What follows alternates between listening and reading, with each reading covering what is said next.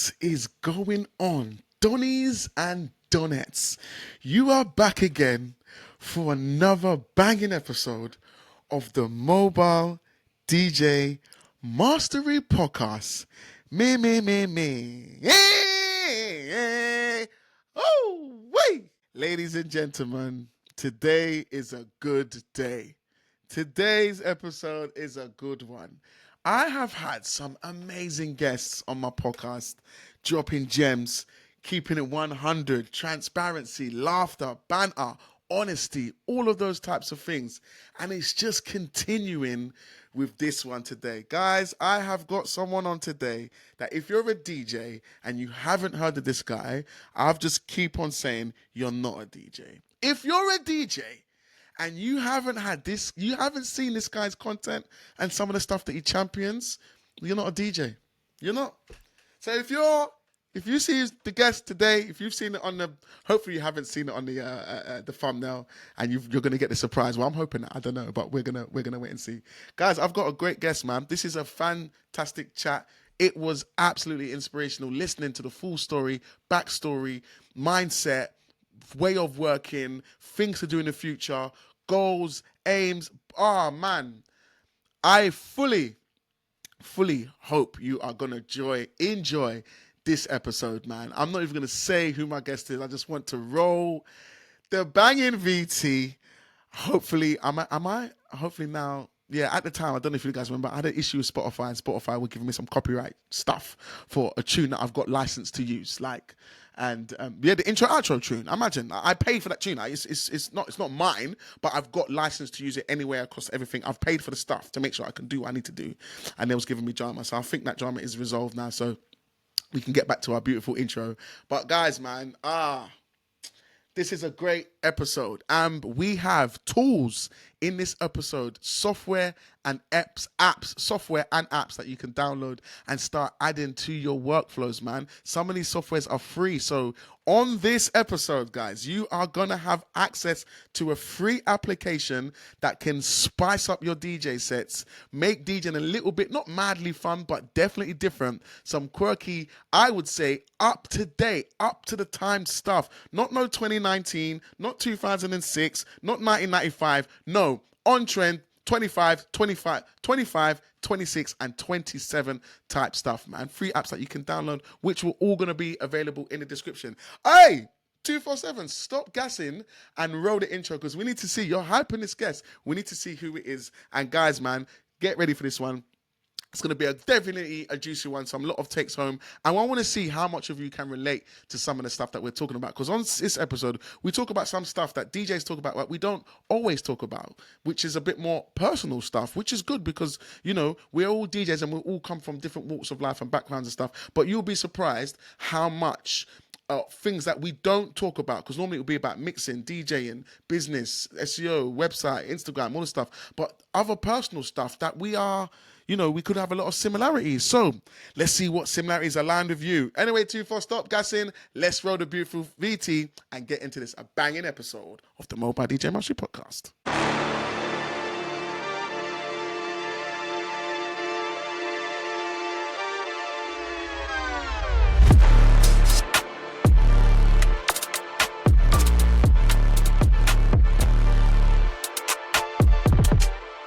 Dj Cee B, what are you saying, my broski, man? I'm good, man. What you saying? I'm good, man. I'm so glad to have you on the pod, man. One thing I say before we start, Cee B, man, bro, the things that you're doing online, absolutely sick. Like the tips and the tricks that you already give out on a standard basis, I think is a major key for our DJ community. And what I love is that the angle that you've gone at it at is a little bit different to most people, and you keep driving that narrative. You're not like switching, and you're sticking in your lane. Content's clean, consistency is there, mixing's tight, like everything is there, and you can go onto your page and see that. This is the one thing I talk to the my listeners about, is like, you know, I'm a big believer in content. That is, you know, it's got me to where I am today, so I echo it as much as possible.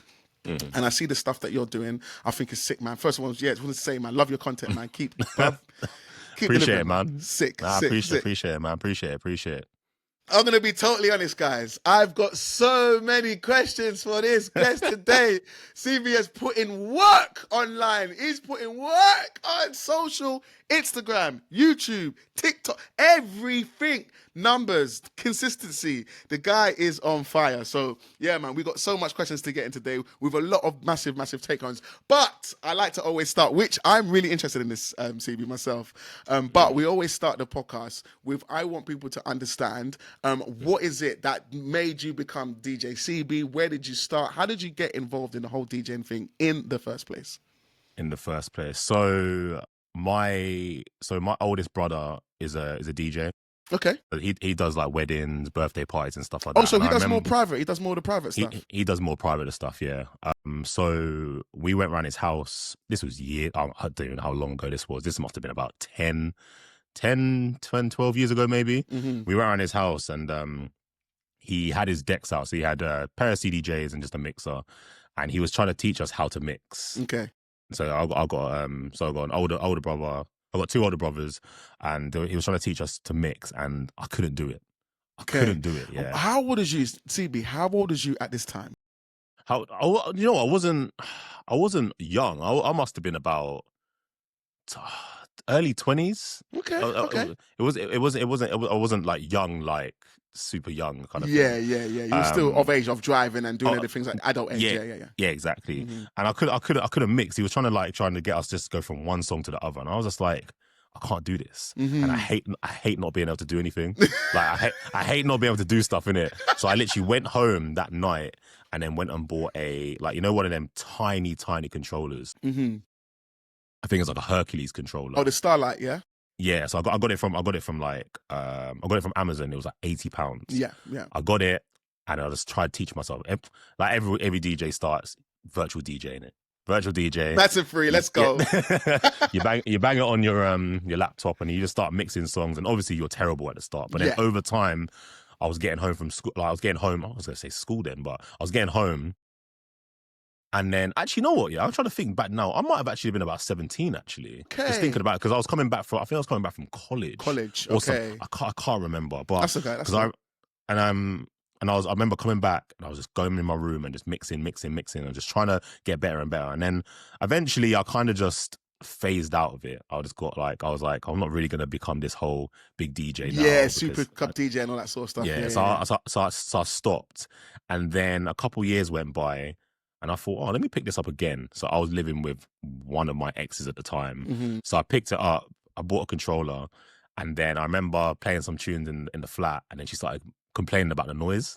Yeah. So the missus at the time, yeah? At the time, yeah. So then I actually got rid of my equipment then again. Wow. And I was like, you know what? I can't be bothered. I can't be bothered because I can't practice. And then I was like, you know what?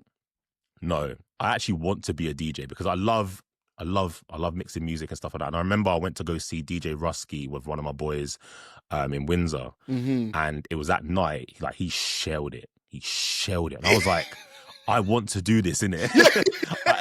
I was like, I want to do this. So then I went home and I remember being like, you know what? I'm still living with my ex at the time, and I was like, nah, I'm going all in this DJ thing, innit?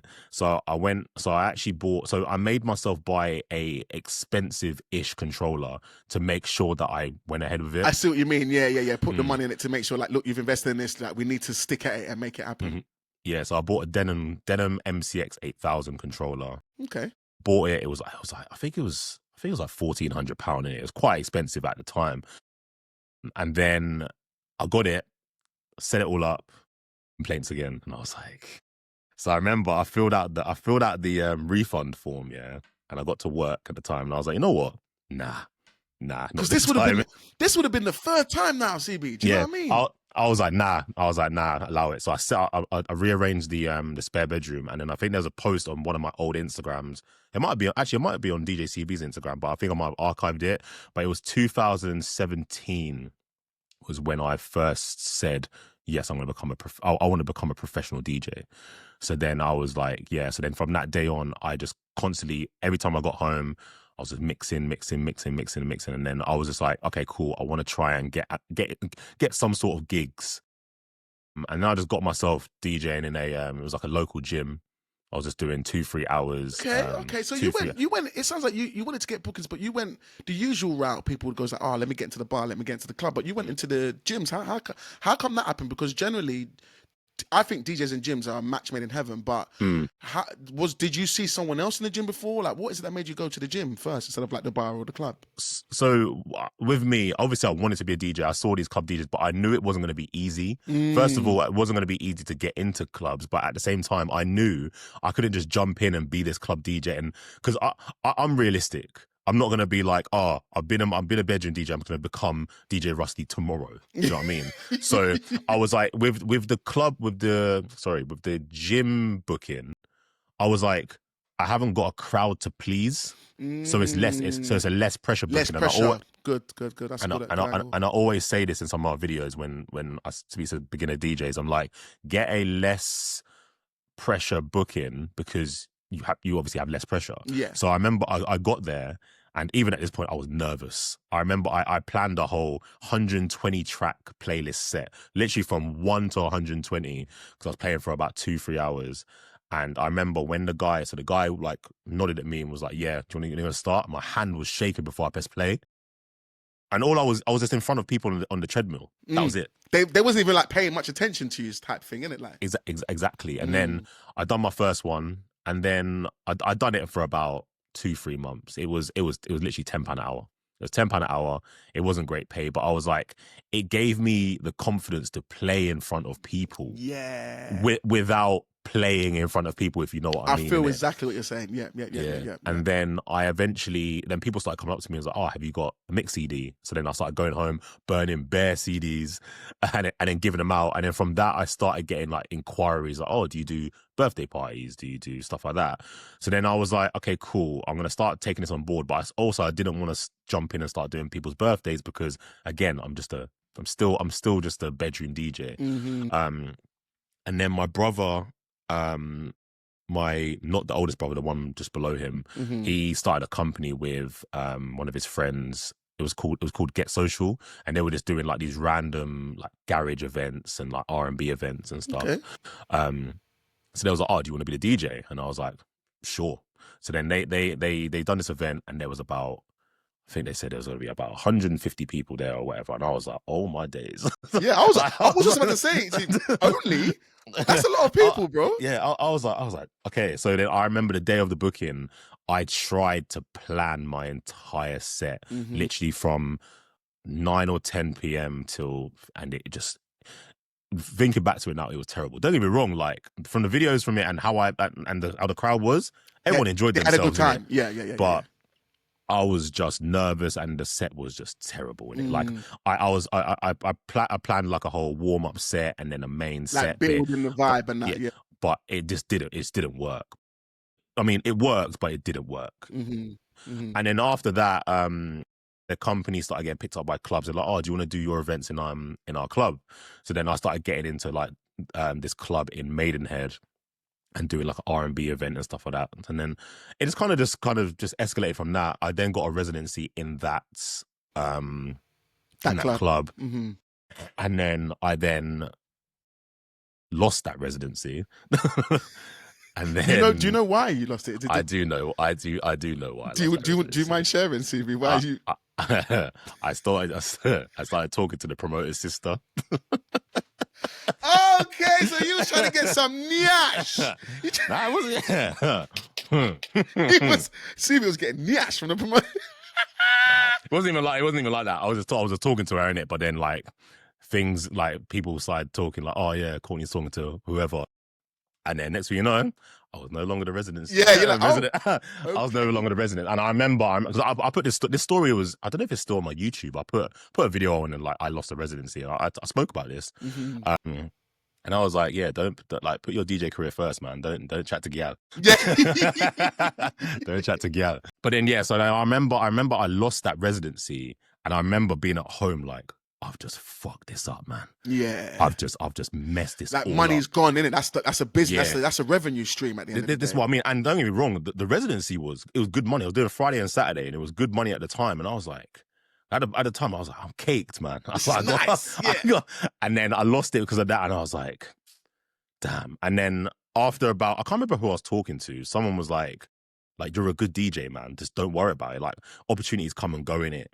And then I remember that, I think that must have been a weekend. It was a weekend, and I woke up on Monday morning, and I was like, it's time to get it in it.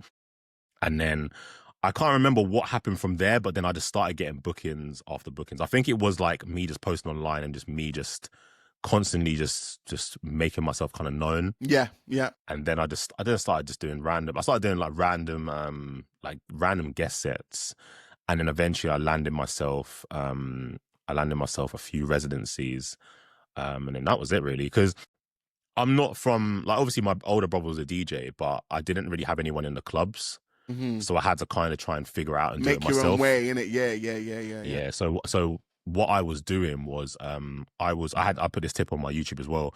So what I would do is I would go on Google Maps and type in bars and clubs near me, find all the ones near me, and then contact them all on Facebook, Facebook Messenger. Just literally take a template of a message like, "Hi, I'm a DJ. I'm looking for blah blah blah," and send it to all of them in it. Yeah, and you obviously don't just send it to one, because it's like a job interview in it. Yeah, like, you got to send it.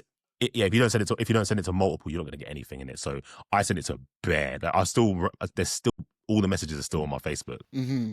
Loads. I remember I was doing it constantly, day by day, and obviously some came back and was like, "Nah, we haven't got these spaces." Some people aired me, but then eventually I started getting, "Yeah, do you want to pop down for a chat?" And then from that I got a Tuesday residency. Nice, So nice. It was Tuesday, can't go wrong. Yeah, it was a student night. Then I got a Wednesday residency, which was at a uni, which is a uni that I still play at now.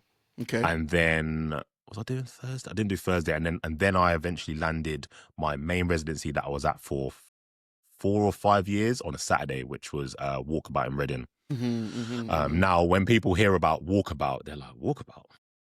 What's that?" Like, not so much what's that, but like, what even happens in a Walkabout? I didn't even know they had DJs in there, innit? But that residency made me who I am today, innit? Oh, nice. Because, Did you say that you still had that now? Is that what you said? Did you? Nah, so I left that residency, I want to say about two years ago now.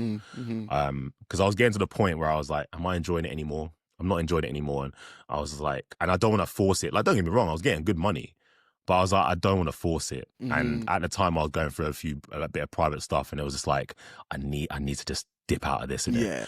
But that residency, like, it literally, if you talk to anyone, yeah, there was just like, Walkabout Reading on a Saturday, shellers. CB's in there shellers, bang bangs. Like, and that residency literally helped me become like the DJ I am today, because it helps me learn about opening, warm up, main set, closing, because I was a DJ from I was there from 9 p.m. till 3 a.m. And when I first started, I remember starting on I think it was like the 8th of December 2018 or 19. I can't remember. 2019 maybe. Okay. And I remember I got there and I was nervous, man. There was bare people in there as well. And I wasn't really used to like a building full of that many people. Yeah. So I got there because, sorry, backstory a bit. So it was from one of the Facebook messages that I sent. So the woman replied back to me and she was like, "Yeah, so we're planning on opening upstairs. So we're just sorting out some speakers, but we can have a residency space upstairs if you want." And then she contacted me. She goes, "Oh, hang on a minute. Are you free?" I think it's the 8th of December. And I was like, "Well, yeah." She goes, "Oh, our DJ's off. Do you want to come and play in the main room?" And I was like, "Yeah." So I remember I went there and I remember I was nervous. I took my boy with me and I was like, "Nah, this is sick. I like this. I like this, innit?" Because I remember going there and because the DJ before must not really been playing R&B. Oh, and then it always happens to me whenever I go somewhere new and I start playing R&B, they're like, "Oh, I've never heard I ain't heard these tunes in ages, man." And I was like, all right, cool. So these look like R&B and all this stuff. It's working. It's working, innit? So then literally I've done a few more bookings in December, and then she was like, "Do you want to do New Year's?" And I've still got a picture. It's literally in front of me here right now, yeah.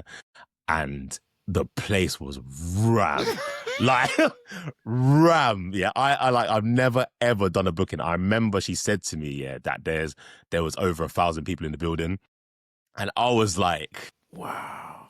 I was like, shit, man. Yeah, that's a lot of peeps. But obviously New Year's, yeah, it was mad because obviously around about at 10 o'clock, it was Ram. Ram, So yeah, I was everyone's in dropping there tune. from early.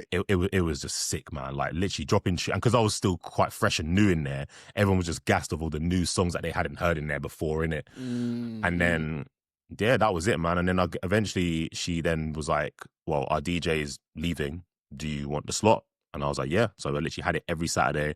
And I was there every single Saturday for 4 years. Wow. It was mad. Do you know what, CB, there's something that you said which I know I would love to go a little bit deeper on, is when you mentioned about the nerves. So obviously the nerves is something that most DJs experience. Like I've definitely had the nerves more so when I used to DJ clubs, especially when you go on after someone. So if someone's just before you and they shelled the place is going off and you're thinking like to the point your start track keeps changing in your head. You're like, yeah, I'm gonna drop that. Oh, actually, no, we're gonna go. Oh, Jesus, no, maybe not. No, actually, and then your mind is now, I don't know. Wait, how do I start? And like he's finishing, he's passing you, he's taking off his headphones. You're like, okay, oh Jesus, the place is still going crazy from the tune that he played. I'm putting in my headphones, and the chest is just going,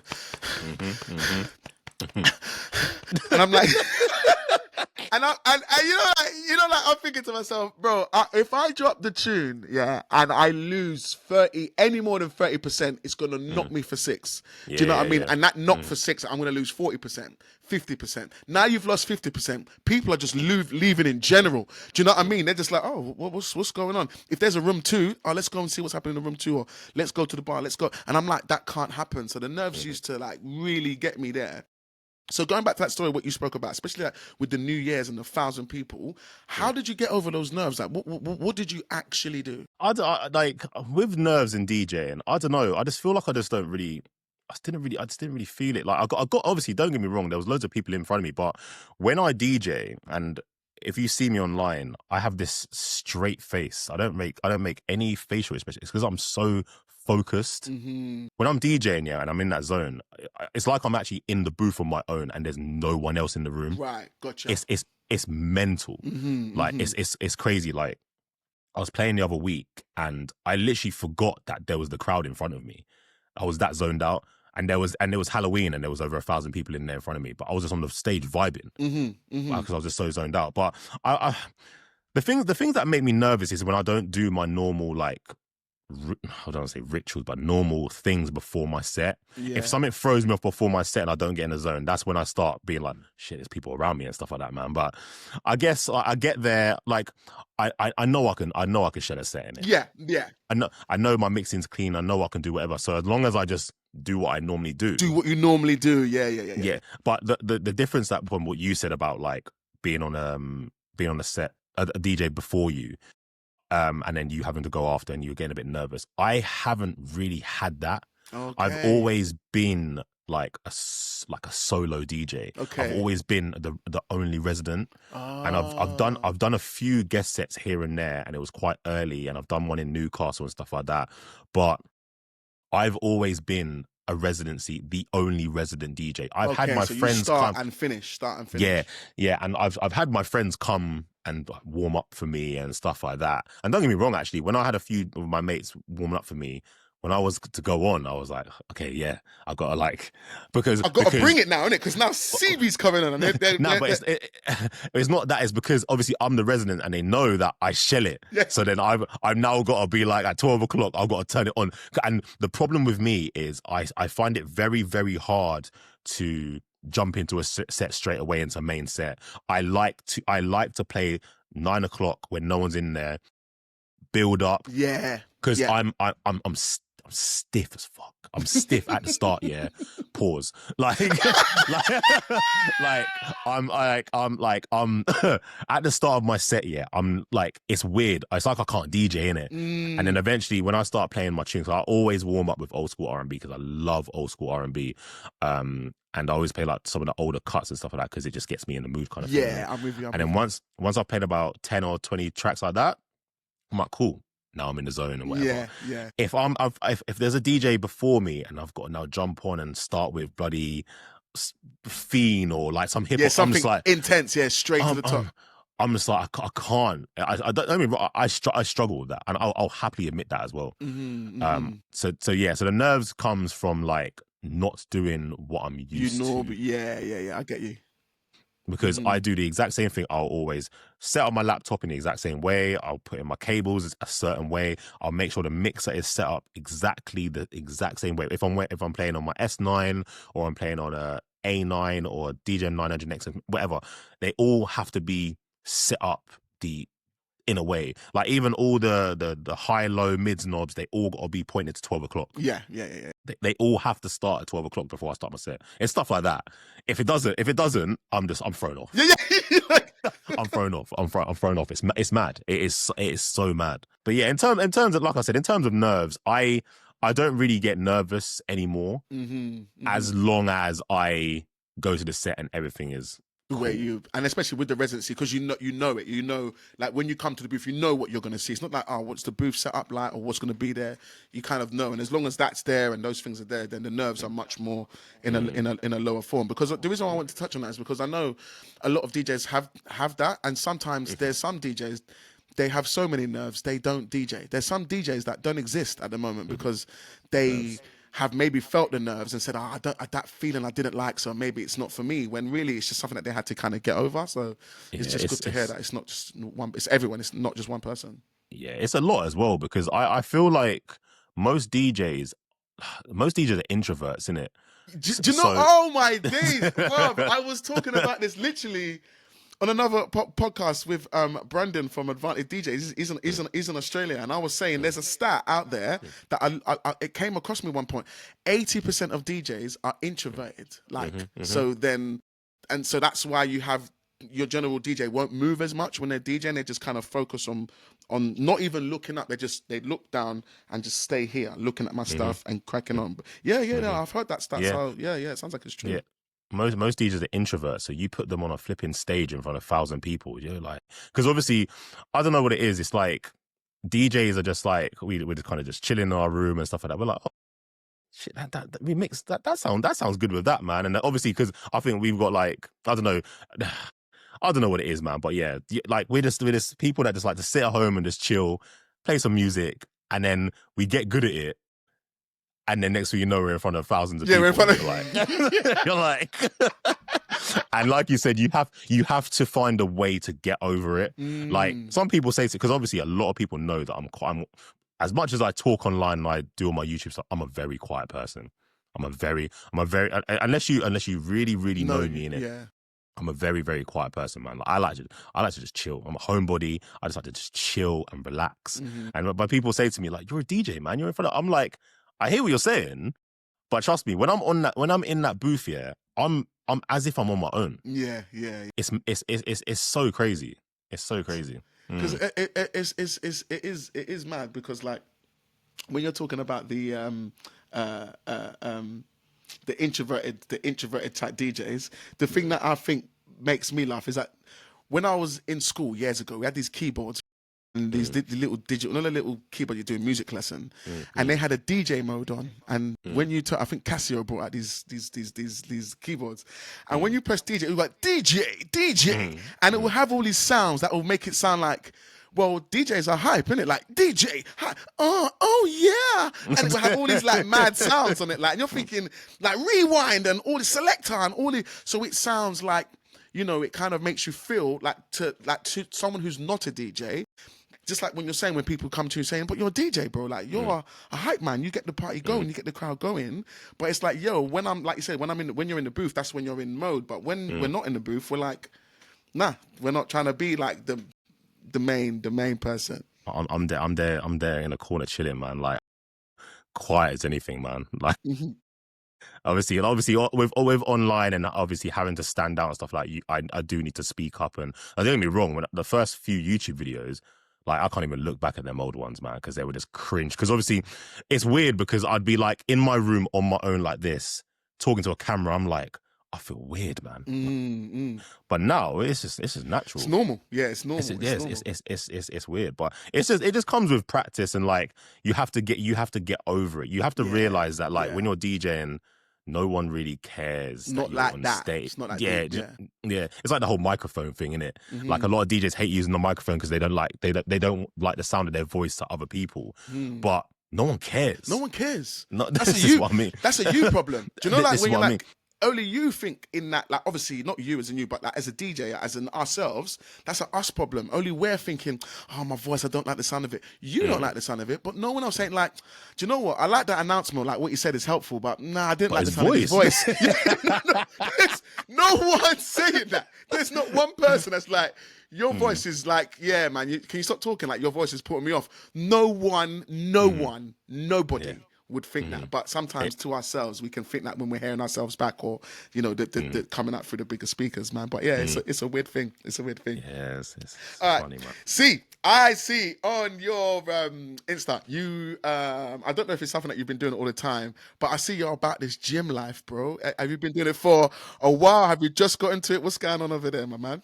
So with gym, how can I talk about it? Well, speaking like in present, I've only recently got back into the gym now because I like a routine in it. I like to just wake up. So before I was going to the gym at 7 a.m. So so basically my daily thing is like I wake up at 5 a.m. 5 a.m. CB. Yeah. I wake up at 5 a.m. Okay. I do some work, and then I go to the gym, then I start my actual day job. And then I'll just carry on my day and then do whatever. But my routine at the moment now is I wake up at 5 a.m. I work till 9 a.m. on my own stuff, and then I'll do my day job 9 till 5. But then I go to the gym. I go to the gym at 12 now. So the gym at the moment is like a routine thing for me because, like I said, I like You routine. like routine. You like, yeah. But getting into the gym initially, obviously, when you turn 16 and stuff like that or whatever, you're like, you see your boys going to the gym and stuff like that, and like, you might be out somewhere and you see someone quite hench, you're like, damn, man, like I want to be at that. I want to get hench like that, man. So then you start going to the gym and stuff. Like, don't get me wrong, when you start going to the gym at 16, I remember like you get your membership, you go for a couple of weeks, and then you just stop going, and you'll end up paying monthly for this for something that you're not even attending. Yeah, and then so then I was going to the gym and stuff like that, and then I haven't really spoken about this much, but so years ago, I must have been about 19, and I was in a club, and I got jumped. No way! I got jumped in it, and for what? No reason, CB. Was you DJing? I wasn't DJing. This was just years ago. Okay, just like an incident that happened. It was an incident that happened. It was probably because you're chatting to someone's girl. But anyway. Nah, it wasn't that. But it was an altercation. Yeah. The next thing you know, I was getting banged. Pause. I was getting punched up. I was getting punched up by 6-7 man in it. Jeez. To the point where I remember I was being on the floor. I was on the floor. The next thing you know, I was just outside the club. What, you didn't even know? Did you black out for a bit or something like that? I must have blacked out. But obviously I was drunk as well, innit? Yeah. So I must have just blacked out. And then I remember I was like, that can't happen to me again, man. Yeah. So I remember the week up. So basically that was Christmas Eve as well. So Christmas Day, my face was swollen, black eyes everywhere. I was fucked up. So after that, I was like, you know what? Nah. I ain't get a job ever again, man. I'd never, ever. So then I was like, you know what? I'm gonna take this gym thing quite seriously, innit? So then I remember it was so funny. Like I got out of like obviously I was at home for a bit because obviously my face was all fucked. And then I remember going to the gym. And I was like, I remember just being bare serious. I was like, man's in the gym for 2 hours, bro. Like 2 hours, man's doing overtime. Like, no, I remember I was going to this sick gym near me. It was like one of them ones where like, it's like blood, sweat, and tears, bare metal. Bare metal. Bare strong man there. And yeah, bare strong. So I remember going there. I was like, I'm going there, because I want to be motivated. Bare metal. No, but when you said that, I know exactly what gym you're talking about. Like bodybuilder gym. Yeah, you know, like... body. That's what I mean, innit? So so I went in there and I was like, if I'm around all these people, it's gonna inspire you. It's gonna inspire me. So then I remember I was going, and I remember I bought this mass gainer from I can't remember what it was. It must have been from Amazon. And then I must have put on like, so I was proper skinny as a 18-year-old. Yeah. I must have put on This does sound mad, but I must have put on like 3 stone in like a month. I just remember the speed of I put weight on was mental. So I must have not been eating at enough all. of your Yeah. your macros. Yeah. So then I took this mass gainer, like that had like 1,000 calories in, and I just blew up. Like I just put size on, but also it was like newbie gains at the gym, in it. Like, you know, when you first start going to the gym, you obviously put more size on. And I remember going to the gym, yeah, and I remember just looking at myself in the mirror. I was like, damn. And then I remember being at home, like obviously going in the fridge. I remember this clearly. I went into the fridge. I was wearing a vest, and I went into the fridge. And I come out. My mum saw me. She goes, "What's happened to your arm?" Because my arm just blew up. Yeah, in it. Mine just swole. I was just massive in it, and I was like, seen. And then everyone around me was like, "Cool, you been going to the gym?" Like everything, because I just put on mad weight in a short mad weight. Yeah. And it wasn't even crazy weight. Like at the time, it wasn't crazy weight, but because of how I used to look before, it was a massive change. It was a massive change. Yeah. So like I was wearing extreme skin, like extreme muscle fit tops and stuff like that, because everyone was like, "Yeah, your arms are big." You're swole. Like, yeah. So then like obviously I started getting to the gym in like that way. I was just going to the gym. Everyone in the gym was like, it was like a community in it. So everyone was all kind of good, and I just loved it.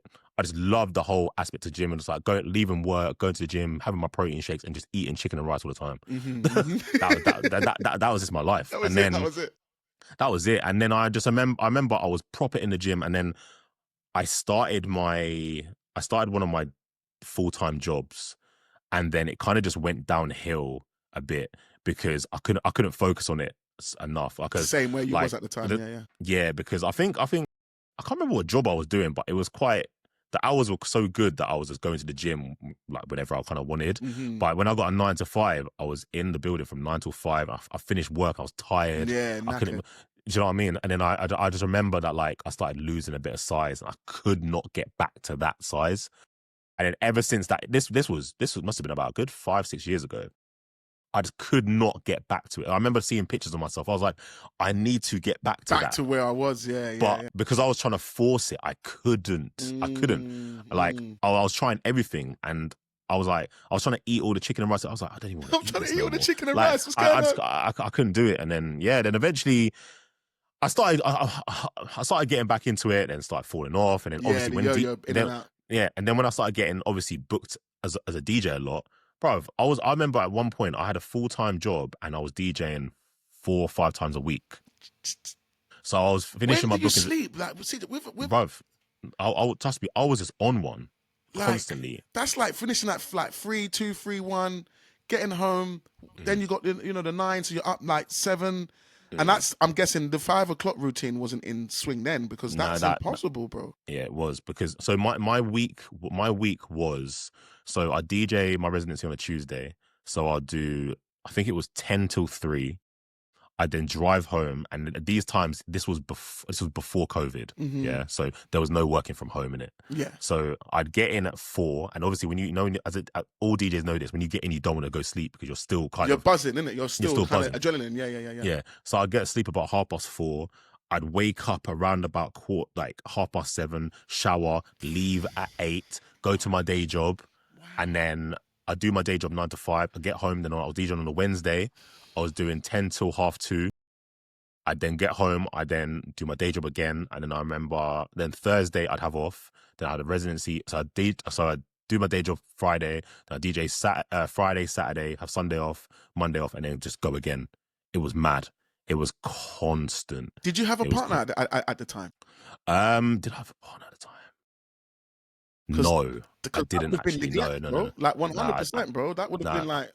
No, I didn't, because I remember, because I didn't have a partner because I broke up with my ex, and then that's when I went all in on DJing. Yeah. Because I was like, I can now without no one's anyone. Turn it down. No one's stopped. Yeah.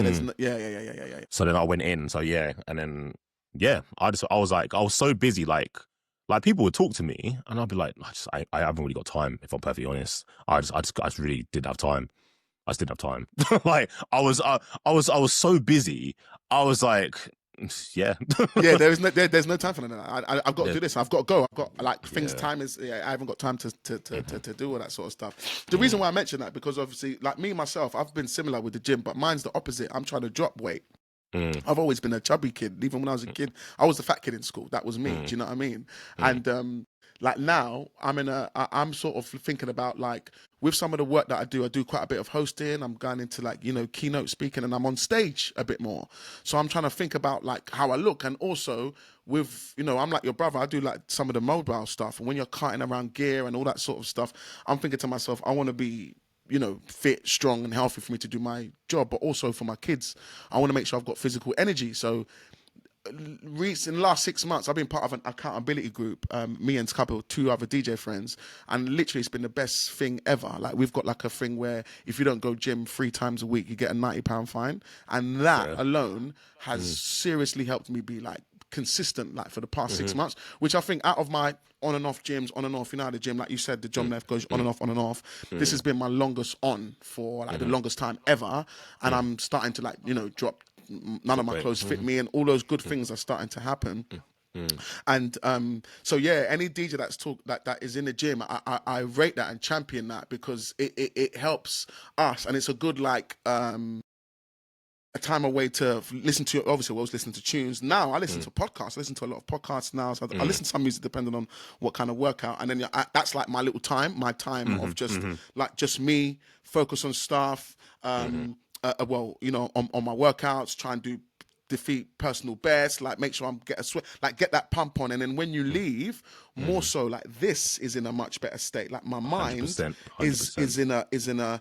Sometimes I go in the gym and my head's like shouting at me, "Oh, you got to do this. You ain't done this. You got to edit that podcast. You got to do posts, Instagram. Like, what about that client? Blah, blah, blah." Like it's noisy. Do you know what I mean? But then I come out of the gym and my mind's like, okay, just do that today and that today, and we can go sleep. And I'm like, why was you shouting earlier then, bruv? Like, why was you telling me all this stuff? So the gym, I feel, helps in so many ways. So when I see someone doing it, I think like, so when I saw your gym, I was like, hey, CB's in the gym.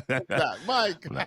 Nah, you know what? I've always loved the gym, man. Like you said, it's a good mental thing as well, massively, man. Like, massively. Because obviously with people's busy lives, obviously some people have like issues they got to deal with. Yeah. When they go to the gym, you have that hour to yourself. Yep. Just to be on your own and just focus on yourself. Like, on yourself. You know what I mean? And get your mind right. Like you say that you listen to podcasts. I can't listen to podcasts in the gym because I can't concentrate. Okay, because your mind's doing the two, trying to work on this and then listen to the information that you're getting or the chat. Yeah, or whatever. I can't do that. My brain is weird. Like you think as a DJ, I could do 2 things at once in it, but like I can't go to the gym and go do chest and triceps and be listening to flipping Stephen Bartlett and like, know what I mean? So with me, so in the gym, what I do, I listen to it's so mad. I find a mix that I like and I listen to it every single gym session. The same mix. The same mix. So reason being is because I think I can't remember what DJ you were talking to, but they were talking about Donch. Yes. Is it Ray? Ray the DJ.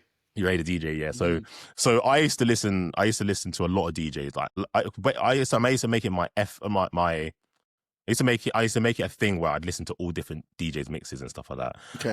And obviously Donch was one of them. And because of the way he transitioned, it would throw me off. And I'll be like, how did he do that? Yeah. And then I'll be like, and then I'll be in the gym. I'll be like, hang on a minute. And then I'll rewind it to listen and try to break down the science, innit? Yeah. Next thing you know, my rest session's been like 7 minutes. Like, and I'm like, nah. So basically what I do now is I listen to a mix. I find a mix. Obviously the first time I listen to it, I'm a bit I'm not fully focused, but like I listen to the same mix because I know what's coming. I know what transitions are coming. I know what songs are coming. So then it helps me zone out. So at the moment, I'm listening to one of DJ Silk's mixes from, he done a weekender in Skegness. Yeah, DJ Silk's hard. He's hard. He's a serious DJ. He's hard. Serious DJ. And so basically the way he done his set is like he opened with R&B and then he teased a bit of dancehall and then he used stems to go from R&B to dancehall. Then he went from dancehall to hip hop, and it's a beautiful mix. Yeah, it's a beautiful. Hey, it's such a good mix, and because I know exactly, like, there's a host on it as well. I know when the host is going to talk. I know exactly what he's going to say. I know he's going to bring the volume down and I hear the crowd. Like, I just know everything. And with that, because I don't need to concentrate on the mix, I zone out in the gym. Gotcha. And then I can do. So before it was Scotty B's mix, I was listening. Honestly, some of these DJs must see like their stats on Mixcloud, yeah, and it's just me at the top. It's just you, It's me at the top. number one. Honestly, I just listen to this. I listen to the same mix over and over and over again in it, because it helps me zone out. And yeah. I've never. I might even give that a go. Like I like when I'm in the gym. If I'm listening to music, my go-tos is grime and drum and bass. Like that, like Gets. Like if I'm listening to Gets' album or his mixtape, oh my days. And I've got one that I made myself. Like, you know, like you've got my little SoundCloud, and it's just like a Gets mix, like 40 minutes. And when I'm in the gym, that's when I'm like, if I want to go hard, like hardcore and intense, grime and drum and bass, I'm gonna give that a try. That what you're talking about like just saying it's not for everyone, innit? And nah. I'm not diagnosed, but there's some sort of like ADHD thing around like listening to the same thing over and over again, and it soothes you. Yeah. So like, do you know what I mean? It's like if I like a song, I will listen to it all day, every day. When Burna Boy last came out, yeah, I'm telling you now, I think I listened to that song for like 10 days straight, and that's all I listened to. One tune, just like, one tune again. One tune. I don't know if you recently heard, you know, Daneo's recent tune, "Nights Like This." Yeah. That song was on for the past, I don't know, 2 weeks. Just every morning, yeah, every morning I put it on. Just repeat. Just listen to it over and over. Like this is sometimes I'm like, I don't even know how I can get to know new music, yeah, because I hear one song I like, and you're just stuck and on I stuck on it. I can't help it. I cannot help it, but it helps me zone out. Do you know what? I'm gonna go with. I think you are OCD.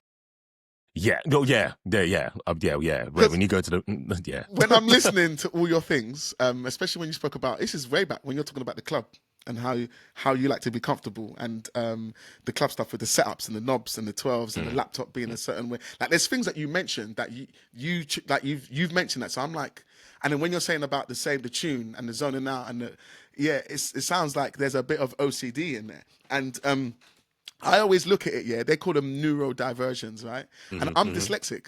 And I feel that neurodiversions, anyone who's got neurodiversion, there's powers in all of them. Like even autistic. There was an autistic kid I used to work with years ago. He knew the train map. You know that the whole London Underground? You could ask him how to get somewhere, and he will tell you like he's worked under the underground for years. The guy's 14 years old, bruv, and he'll be like, okay, so you go to Richmond, you get on there, there's going to be a 132 that goes from that to there, then you go up there, you go to platform 3, and bro, he's just doing it. You could ask him anywhere, how do I get to King's Cross? What, from here? Okay, so the best way to go from King's Cross is to get to this thing, and then and he knew the times of the trains, and I used to be like, bro, that's a superpower. Don't you understand that?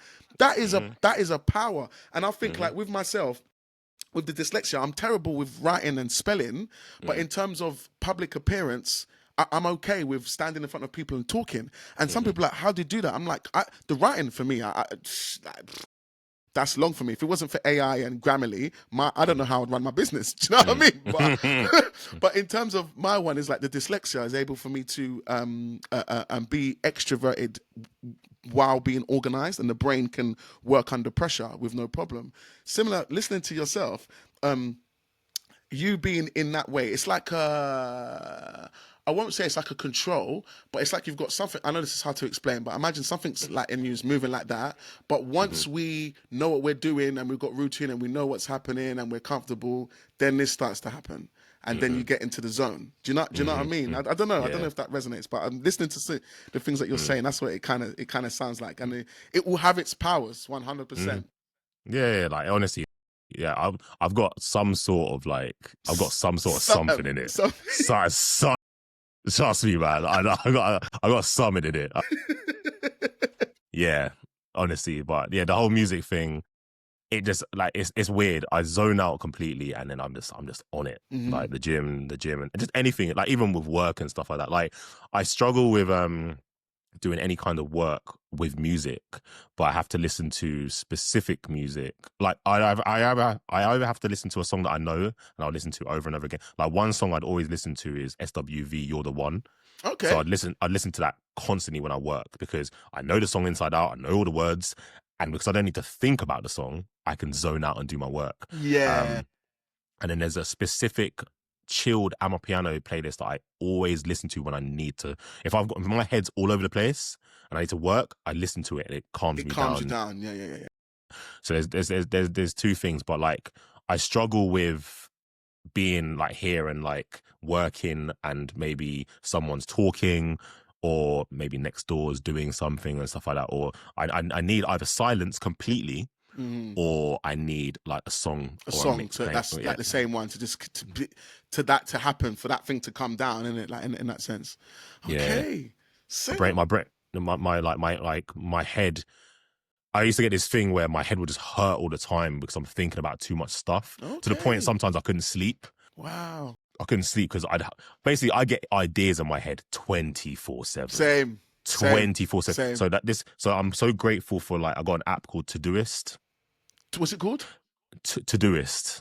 Okay. Todoist, yeah. So basically you can literally open it up and then there's an inbox section where you can just chuck in your ideas and you can organize them into your to-do list later.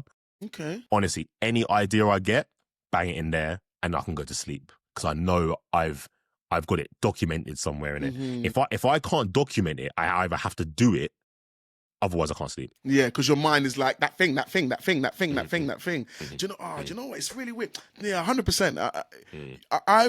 I need something. I tried to use something called Notion, which sounds like similar to that Todoist, but I didn't get it to work as well as it advertised that it would work. My thing, like I said, is talking. So writing for me is a no-go. So at the moment, I talk to myself on voice notes. I find that helps. I get my phone out and I vomit the idea into the phone, like, yeah, this and that, this is how we're going to do. And I get all the ideas as like this and this, and if that happens, to make sure it's whole in the voice note. And then similar to like what you're saying, once it's in my voice note, I feel like at some point I'll pick that up. And then if I'm on a drive and I'm like, don't listen to podcasts, don't listen to music, I'm like, go through your voice notes, and then I play it. And sometimes what I love about that is that sometimes I listen to a voice note that I haven't listened back to, but I done the thing that I said, because it's like once it's like you've spoken it into the universe, or similar to like yours, you wrote it down, and then now your mind's like it's kind of clocked onto it a little bit more. And then when I listen to it, I'm like, oh yeah, you called that 3 weeks ago, but you've done four of the 5 things. Maybe just do that last thing. And I'm like, oh snap. So yeah, I've got a similar thing, but I the writing for me, it's recording, talking, videoing. That's kind of like what I find as much as easier. So yeah, man, everyone's got their little thing, innit? Everyone's got like a little thing. Everyone's got their little thing, man. But yeah, like it just helps me, man. Like I said, my head, it's just busy all the time, man. Like, it's just constant. There's always something new that I've got to learn or do or just think about. Just life is just lifing, bro. Life is lifing. Do you know what? It's actually refreshing to hear it, see, because even for myself sometimes, I've got to tell myself to stop, because the ideas keep coming, and I'm like, but there's only so much we can focus on. We've only got so many hours in a day. We've only got like, we can't, if we keep just adding, it just, you never. So I've actually proper told myself, for the next 6 months, if anyone brings me something new that's not already in my remit, to say no, because sometimes people will approach you with ideas. Oh, we can do this and that can happen, and what do you think about joining this? And I'm like you said, it's going to mean work, and I've got to research that, and I've got to do, and I'm like, you're adding to my already long to-do list. So I've tried to discipline my mind and say, for the next 6 months, no is going to be your most used word, even though your mind's like, yeah, that's going to be exciting, and I can see how that can work, and the ideas then blow. I've got to say no, stay focused on the things that you're doing. I think people like us are like, we're yes men, innit? Like, massively. Like we're yes men, and like when someone comes to us because whatever, you're like, yeah, we'll do it, we'll do it. And it's like with bookings back in the day. Yeah, I'll do it. No, of course I want bookings, whatever. Now I'm like, nah, man. Like I'm like, nah. But with me, yeah, like you said, you try and say no and you try and switch off and stuff like that. I can't switch off when I'm in this house. Like I live on my own. Obviously I've got 2 kids, but I live on my own. When I'm here, I can't, it's like, this is where I work in this house. Like I struggle with even sitting downstairs and watching Netflix. Why is that? Why do you think that is? because I'm like, I should be working. Oh, I should be. right. I see what you mean now. Okay. Like so my entire house is work for me. Do you know what I mean? Like, so I'm like, if I'm in my house, I should be working. So this is one thing people don't know much about me. So I used to love like playing Call of Duty, Fortnite, on all these games. Yeah. Anytime I go turn on my PS5's here. Anytime I go to play my PS5, as soon as I land in Fortnite, I'm like, I shouldn't be here, man. I should be working. I should be working. So now to battle that, what I do is when I'm working, I have a stream of someone playing Fortnite or playing Call of Duty or on YouTube. So I'm working. So basically some of my work I do, I have to wait for obviously the AI to complete, or I have to wait for something to load. I'll watch someone play Fortnite because it helps me being like, it's like I'm playing, but you're I'm not playing. Yeah. But I'm not playing. It's probably, it's another one of these weird things. These things, but it allows me to play my game or enjoy the game and do my work at the same time, because I can't. Trust me, honestly. If I go in Fortnite or I play Call of Duty, I'm like, in the back of my head, I'm like, could be doing that bit on that thing on your to-do list, man. From downstairs watching Netflix, I struggle. So what I do is I try and go out every now and again to like a friend's house or something like that, just to make sure that I switch off from home completely, because I can't do work there or when I'm out for dinner or I'm at like my brother's house or a boy's house. You know what I mean? I can't. So then I switch off completely. Then I can have a normal conversation and chill. Yeah. Do you know what I mean? But as soon as I walk back in his house, like I struggle getting back in from my friend's house and going to bed because I'm like, that thing on that to-do list, man. You got to do that. It's going to take half an hour to quickly do it, or just do that quickly. And you're like, no, but I'm in bed. I got this thing. And it's also, and it's like, oh yeah, I could quickly do it. But with me, I'll quickly do something and then something else comes out from it. And it happens every single time. It keeps going. And then I can't go to sleep when something's half done. Yeah. So my head just hurts. I'm just like, got to finish it. It's mental. It's mental. But yeah, so like to battle, honestly, anytime I've got 3 screens in front of me. I've got the laptop and I've got 2 external monitors. I normally have my code on this side, and then I've got some, like, obviously what I'm working on in front of me, like a website or an app or whatever. And then on this side, I've got maybe like a log or something, but behind it, I've got YouTube up, and I've just got like a streamer playing Warzone. And that's what, like, this is all I watch. Warzone and Fortnite. Literally all I watch. And that's it. That's it. Obviously, every now and again, I'll watch like the Shits and Gigs podcast and stuff like that. But yeah, it just helps me be like, you know what? Okay, cool. All right, cool. Because like, also with these games as well, I'm not that great. So I like to watch people. I like to watch people be good at these games, innit? So yeah, that's just a small interesting fact about me, innit? No. I struggle to play games because I want to play games, but I feel like I'm at that point now where I'm like, I'm working. I need to run a business. I need to do this. So don't get me wrong. Like, everyone should have time to switch off and stuff like that. Yeah, for but sure. Like I said, I can't in this house. I have a never ending to-do list. And there's always something to do in this house, man. Yeah. Always something. And the thing is with that to-do list, like you said, there's some things on those to-dos, even though it's one thing on that to-do list, once you start that one thing, 4 things are going to bounce off of that one thing, and it's going to then add more to your list. And then, like you're saying, sometimes that can be difficult because it's never ending. And if it's late, like you're saying, thinking about when you go to your bed, when you come home and your brain starts to tell you about, we've got more work to do, and you think, okay, there must have been a time when you're like, do you know what? Okay, cool, let's quickly do that thing. But then now that might mean a late night, which then focus in knock-on effect for the next day, and you know what I mean, the gym and it just starts to then make life difficult, man. So, right, you got those constant battles, CB, man. You be in there warring with yourself. Honestly, like I said, if you know me, you know that I'm just non-stop. Non-stop. I'm quiet as hell. Like, I'm quiet, but I'm just on it 24/7, bro. Like, just on it. There's always something. There's always something to do, man. Like, tonight, I know that I'm gonna come off this pod, and as soon as I finish this, I've got to do a little bit more work. I've got to tidy my house. Like, I bought a new TV the other day, and there's a big fat box downstairs I need to break down. Yeah. And I need to take that to the tip. I need to rearrange that house because then the kids are coming tomorrow. I've got to make sure it's all tidy.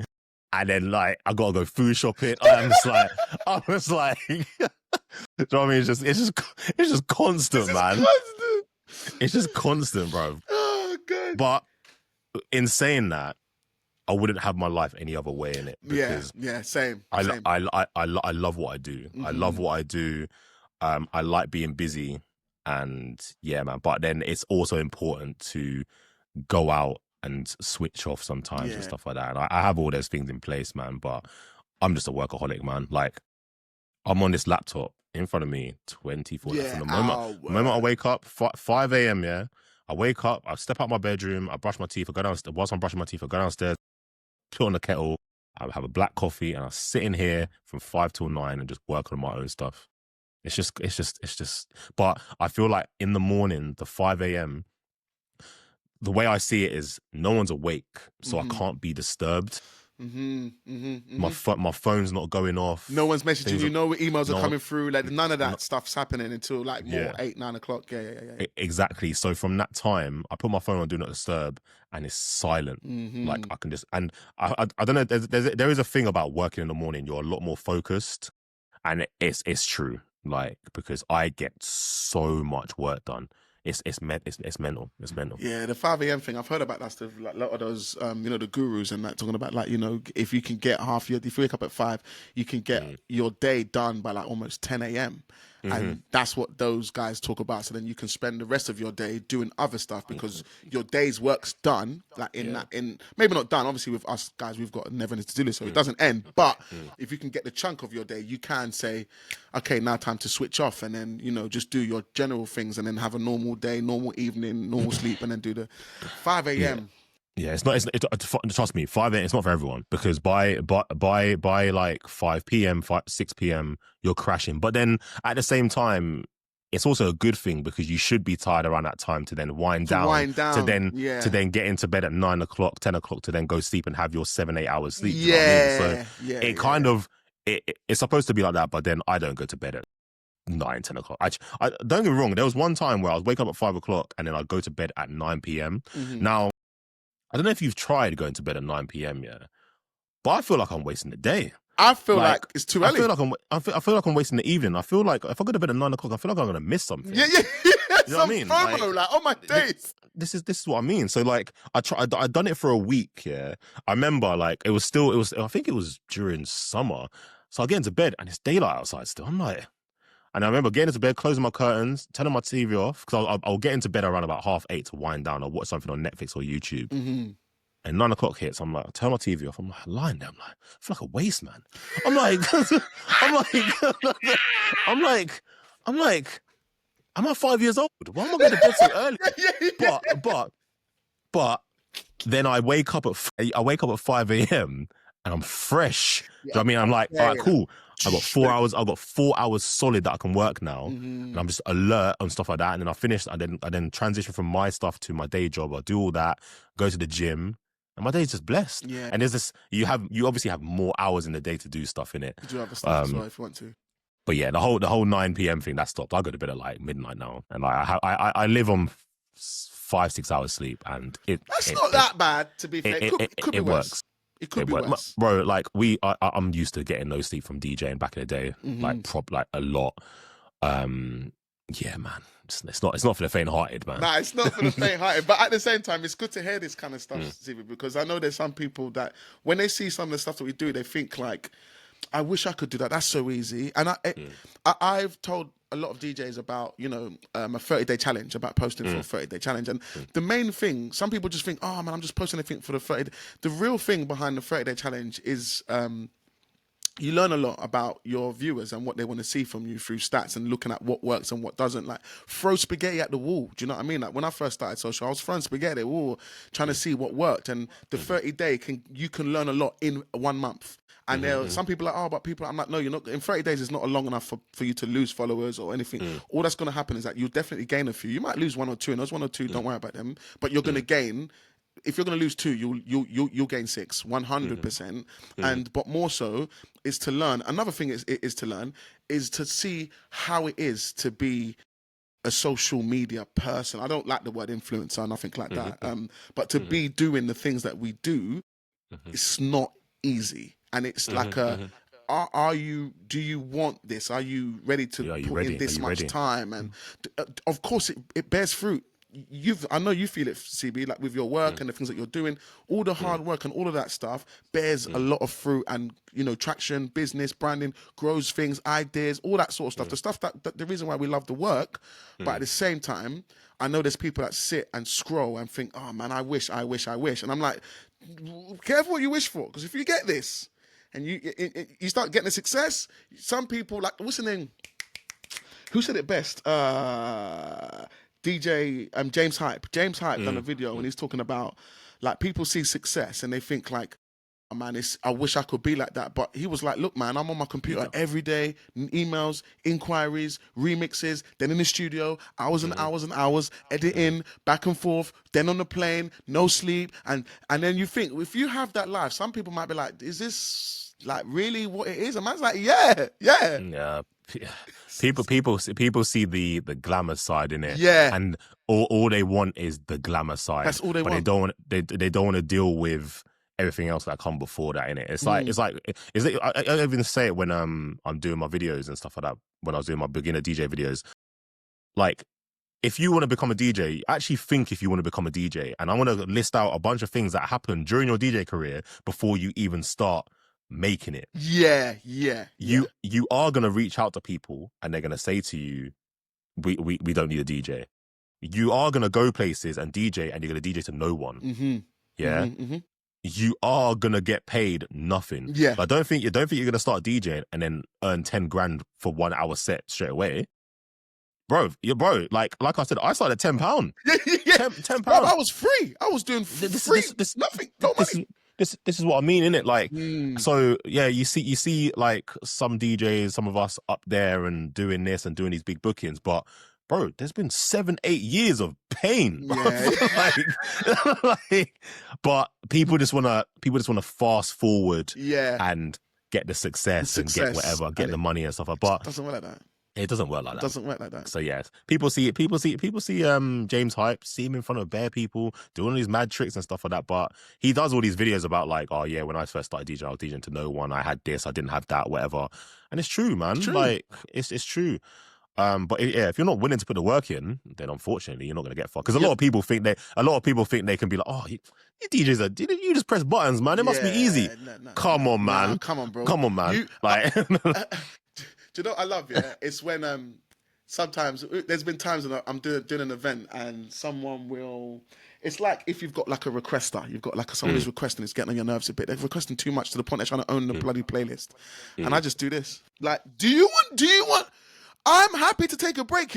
Like you can come back here, use my decks. I don't even care. I will go outside and take 5 minutes and be like, whew, I've never had a break in a set, do you know what I mean? But if you want to go and do this, you want to read the crowd and keep this going, you come. And then only when they feel that, they're like, oh yeah, no, I don't want to do that. All right, then put your phone away and move. You get me? Stop requesting, stop trying to pilot what's going on. Because in that case, the way you're coming up, you might as well just take these headphones and run your program and see if it goes down well. And it's going to drop like a lead balloon because you don't know nothing about the science behind DJing. Yeah, this is what I mean. People think like, oh yeah, all you do is just stand up in front of them and play music, but there's bare like I think I was talking to my brother about it. It's just like when we're DJing, we're making thousands of decisions constantly a night, man. It's like, hang on, should I play this song? Oh, that person over there's not really dancing. Should I switch to this? Like, oh, what next songs I'm gonna play? Oh, how am I gonna switch genre? Like, a thing with me that I always think about. So I always have 3 songs ready. What I'm gonna play? Yeah, what ahead of your head? Ahead of my head. Yeah. But then I'm also thinking, how am I gonna get from hip hop to Afrobeats without just drastically changing? Yeah. And stuff like that. And that's all these things are constantly going on. And also, if you're doing a 9 till 3 a.m. set, you're like, how am I going to last from night? Like, do you know what I mean? And like, people just don't think about these things. Like, don't get me wrong, playing now DJing's easy, innit? Yeah, because it's been so many years. It's been so many years and you've been doing so much. But like, people honestly think they can just stand up in front of a crowd, from 9 till 3 and rock a crowd? Hell no. Nah, hell no. Like, I'd love to, like you said, pass the headphone. Like, I'll sit back, man. I'll sit back and chill. I'll chill for a sec. I got stuff to do, man. If you want, if you want to run this crowd, I got apps to work on, bro. I got stuff to work on, yeah. If you want to run this crowd, then go in it. But if you're not gonna do that, just shut up in it, because it's just long, man, because you're trying to work, and the thing with requesters, and like you said, I told you that I get into the zone in it. When a requester comes or someone comes in my ear and I get thrown off, I struggle getting back into the zone. Because you've got me out the zone, and I'm like, you look like you've messed that. The hell. I really struggle with that. Mm-hmm. I really struggle with something happening mid-set and then me trying to get back into the swing of thing. And the worst thing that I can't stand is like if I'm playing and I'm reading the crowd and the crowd are happy, and then someone comes in my ear and goes, "Ooh, I think you should change it to this genre, or you should do this, or do it this way." I'm like, I hear what you're saying, but you're not here stood in front of the crowd watching the crowd. I know exactly what's going on. Mm-hmm. Like, I know exactly how I'm going to maneuver this crowd. Like, if you want to hear Afrobeats, I hear you, but it's not coming just yet because the crowd are not ready for it, innit? No, not ready for it. If we switch it, it's not going to work. It's not going to work. Exactly. Mm-hmm. And then the worst thing I hate as well is like when I jump ahead of my set too quickly. So say, for example, I'm warming up and then, I don't know, someone says, "Oh, you really should be playing like Afrobeats." And then I jump to Afrobeats a bit too early. It throws me off. Yeah. It throws me off. And I'm like, now I've got to kind of get back out of Afrobeats and go back to where I was. Yeah, to then build that up and then build it back up and get there. But by the time I get to Afrobeats time, I've run some of the tunes and now I'm just out of sync. Like don't get me wrong, some DJs will be like, "Oh, but you can just figure it out, man." I hear what you're all saying. But I have a system in my head, innit? Yeah. I have a system. Like when I go to a club, I do my research on the club beforehand. I go watch videos of DJs previously playing before. I try and figure out what the crowd are like beforehand anyway, and just kind of gauge how I'm going to play my set. And obviously you can't figure it out fully. Then No, you can't, but you get a gist. It gives you a bit of a head start, innit? Exactly. And then like at the same time as like I'm trying to figure it out. So if I've got someone in my ear, I'm like, let me figure it out. In it, I hear that you might be working here behind the bar like every night, but you're still not the DJ. No, you're not. Like just wait. Like just hold it out in it. Like if at the end of the night I didn't do a good job, shout me. I'm all open to feedback. Yeah, 100%. But trying to get in my ear during the set, it throws me off massively. And then when I, like, again, if you know me, when I get into a mood, boy, you're not getting me out of that, man. I either have to go home and go sleep, go to the gym, or do some sort of coding or to get out of it. Something to change, yeah. Yeah. If I get into a mood, that's it for me. It's curtains. It's curtains. I can't get out of it. Yeah, it's terrible. I'm a little bit similar. If I get angry, it takes me a long time to reset. And I don't like that about myself. That's why I stay away from anything that's negative or anything that's going to wind me up. And I just stay away from it.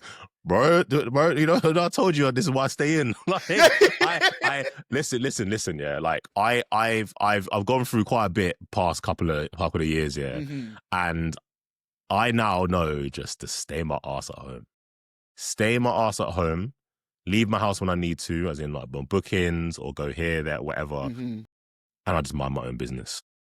I just mind my own business, man, because I don't need to be stressed. I don't need to be stressed. I don't need to get irate about anything. Like the way I have my life right now, bro, I'm chilling. Zen. Chilling. Oh, man. All right. CB, man, I knew it. I did say it before we even started recording. Guys, I did say to CB, this is going to probably be a 2 episode. I've got so much things here, and we haven't even scratched the surface. So we're definitely going to do a second one, if that's okay with you, CB. But before we do, there's something I did want to talk about. And I wanted to talk to you about, I think it's brilliant because you're actually wearing the hoodie. Talk to me about Playlist Retreat, CB. So I was on your Instagram, and obviously pinned to the top is you with DJ Jazzy Jeff. Now, reading the caption, it says that, you was flown out to help Jazzy Jeff sort out his playlist, bro. Like, because one thing everyone here watching, if you're living under a rock and you don't know CB, actually, everyone knows you. I'm gonna say if someone does, they're not a DJ. That's just the way I look at it. And if one thing CB's fully passionate about is music organization, like organizing your crates, organizing your music, having things in the BPMs, years, keys, like having metadata on, because it just makes your planning and a bit more smoother, which I fully understand. And I've got to work on my own stuff. But anyway, and that's why CB's here. And I'm going to talk to you offline anyway, CB. But yeah, did you really help Jazzy Jeff with his playlisting, bro? Yeah, bro. No way, Stevie. This is Jazzy. This is bro. I'm still baffled myself, man. So, like, how did that even happen, man? And that retreat, that playlist retreat thing, I went on their Instagram. I was looking at it, bro. That looks like the coolest event, man. That looks like such a cool thing. Has your hoodie got your name on it? Yeah, so basically on the hood, it's on the top here. Yeah. So I don't know if you can see it. Yeah, so yeah. Bro, I'm listening to the story of the guy stitching the hoodies and all of that. Yeah, handmade, bro. Handmade, bro. Handmade. Even the stitching machine he's using, it's not like the computer. Mm-hmm. He's doing all of that and bruv, the guy is taking care in customizing these hoodies. And I said, nah, this thing looks wicked. Like the playlist retreat, you got DJs talking about music. And bruv, when I looked at that event, I was like, that event looks like somewhere I definitely want to feature at, just to be part of the room and part of the environment. So you went there. When did you go there? Was this year or last year? So this was this year. So this, I went on I think it was I want to say the 19th or the 20th of September. Mm-hmm. So the way it came about was how did it come about? So I remember ages ago, Jazzy Jeff followed me from one of my posts. I can't remember what it was. It was something to do with Music Library Organization, because he loves Music Library Organization. And then he must have followed me from it. I remember wake up in the morning, I followed from Jazzy Jeff. I was like, what the hell? I was like, what's going on here? That is mega, man. I was like, what's going on here? And then so then obviously I was like, cool. I just carried on as normal in it, because I decided to carry on doing my posting. And then I made a post about my duplicate software. So obviously, if people don't know, I've got a duplicate software that scans your entire Serato library or any folder for all your duplicates, and you can just get rid of them. Mm-hmm. Simple like that. What's the software called, quickly, before you bounce it? It's just called Find Duplicates. So if you go on findmyduplicates.com, you can download it completely for free. And is that your software? It's my software. Yeah. So you're a bit of a build. So when you're talking about working on that stuff, this is the stuff that you're working on, like some of your. So you've made a free software where it can scan any hard drive. It doesn't matter what they're using, and it will look for duplicates. Duplicates, yeah. And with the difference between mine and some of the others. So when you're looking for a duplicate, when people think duplicates, they think, oh, the name of this track is. I was just about to ask you this question, because this is the major key for me. Yeah, so basically, say for example, you've got Chris Brown AO and then Chris Brown AO in brackets 1. That to people is a duplicate in it. And most DJ softwares, as well as mine, pick that up, and it's like it's a title match. But mine goes a bit further and listens to the track. Wow. Listens to the track. So basically, it gets the audio fingerprint in it. So you see how Shazam is in it? Yeah. You see how Shazam, you can play it to your speaker and it will know what song it is. Mm-hmm. It's called audio fingerprinting. So it will scan your entire library and get these little fingerprints, and the fingerprint represents the song. Mm-hmm. So it's pretty much listen to it and be like, okay, I'm going to store that. So then if you've got Chris Brown AO, but then you've named this other track Tiger and Chris Brown, it will match it because they sound exactly the same. Mm-hmm. And then it will match as a duplicate, and then you can get rid of it. Does it do because there's some people that have like something that's like 93 kbs or 193 kbs and then 320 kbs. Will it show you like this one's a better version than this one, or this one's more of a full version? This one seems to be a bit of a. Does it do any of that type of stuff as well? Yeah, so basically it will scan it, and then there's a results page at the end. So then it will show you the bit rate. So it will say for example, one of the songs is 256 kbs, it's kbps, and the other one is 320. Mm-hmm. It will prioritize the 320 and put that as the one to keep. And then so there'll be a green one and a red one. The green ones will you keep, and the red ones are going to delete. And then also, but then say for example, both of them are 320, it will then look at the Serato plays. So then if you've now played this song 15 times compared to the other one that you played 2 times, this is now the better duplicate. Yeah, yeah. If they're both the same, then it will look at the cue points. Oh wow! Do you know what I mean? So it goes in, because obviously you might be playing a track and you might be using it over and over, and it's the one, and obviously it's the one that you use because it's got all the cue points on it and it's the most played. And then obviously I think it does cue points, and then it has like the size of the track and then the duration as well in it. So like it gives you some information about based on what one to choose. Like the algorithm bases it on certain things, but then if you don't like what is chosen, you can just swap it. You can swap it, yeah, because you might have the cue points and the plays on the poor quality one, not knowing that you've got a HD one that you've probably played twice, and that's the one you probably should be. Okay, so one other question as well is it's like I'm a customer. You know what I'm like, oh, so how does it work? One other question, well, I probably will be soon. One other question I've got is okay, so it's going to go through duplicates. Say you've got one in a crate, you've got one in a playlist, you've got one in a folder, whatever, and that's the one you're playing, but it's found a better version. Is it possible for it to be like, let me take that one out and replace it with this better one so your crates don't change? Does it do anything like that? Because I think that might be a bit technical.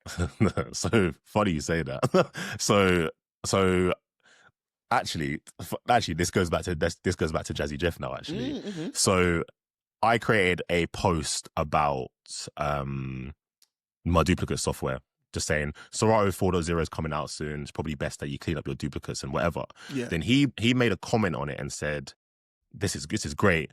Does it replace the duplicates in your crates as well?" Yes, yeah, exactly what you said. And then I said on the comment, it doesn't at the moment, but I can look into it. Now, at this time, so basically I've got three, well, at that time I had 3 apps out. So I was working on 3 different apps. So I couldn't really focus on one. So when people would say, can you put a feature in there? I'd be like, yeah, okay, I'll do it soon, and never really get round to it. Yeah, because you got so much going on as well. I got so much going on. So then so then Jeff messaged me and said, whenever you get that sorted, give me a shout. And he goes, oh, by the way, are you able to do this? And I was like, yeah, I can create a script for it like now. So then I created a script within an hour, and then I jumped on the Zoom call with him, and then I helped him out, sort out his library a bit there. And then we just got talking, and then that's when I got invited to the retreat. Playlist retreat, yeah. The retreat. So then when I was there, Serato was there as well. So then I can't remember, I was having a conversation with someone, and someone brought up the replacement thing again. So there was a talk there. I think it might have been like Ableton or something like that. And I had my laptop on me. And I was like, let me see if I can just quickly do this replacement thing. Let me just see if I can figure it out whilst I'm in this meeting, innit? So then I sat down and I brought on my duplicate software, and I started tip-tapping away. I was like, oh shit. So I scanned my library, and I just clicked replace, and it took the bad duplicate out of the crate and replaced it with a good one. No, it didn't. See, and I was like, interesting. So then I then showed Jeff when I was there, and then I showed Serato, and I was like, the fuck? And then, but this was like a prototype in it. Yeah, it was me, because I wasn't really paying attention. So whatever I was doing, there was obviously going to be something maybe wrong with it. So yeah, because you was in mid flow. You wasn't even sitting in your quiet place. You was in I was just in another country, listening to like people talking, and you're trying to do something on the side. So it's crazy. So yeah, so then I was like, okay, it can actually be done, because I didn't think it could be done in it, but because I know Serato inside out now, because I've been working on it so much, not for them, but like just on my own stuff. On your own thing, yeah. I've like figured out how to do certain things. So I was like, okay, cool. So then when I was at the retreat, someone put an idea in my head, and I was like, all right, cool. So when I was on the plane on the way back, I wrote out a plan, and then literally from the day I landed until even today, so I've been on it for about 2 months, I've been working on something brand new.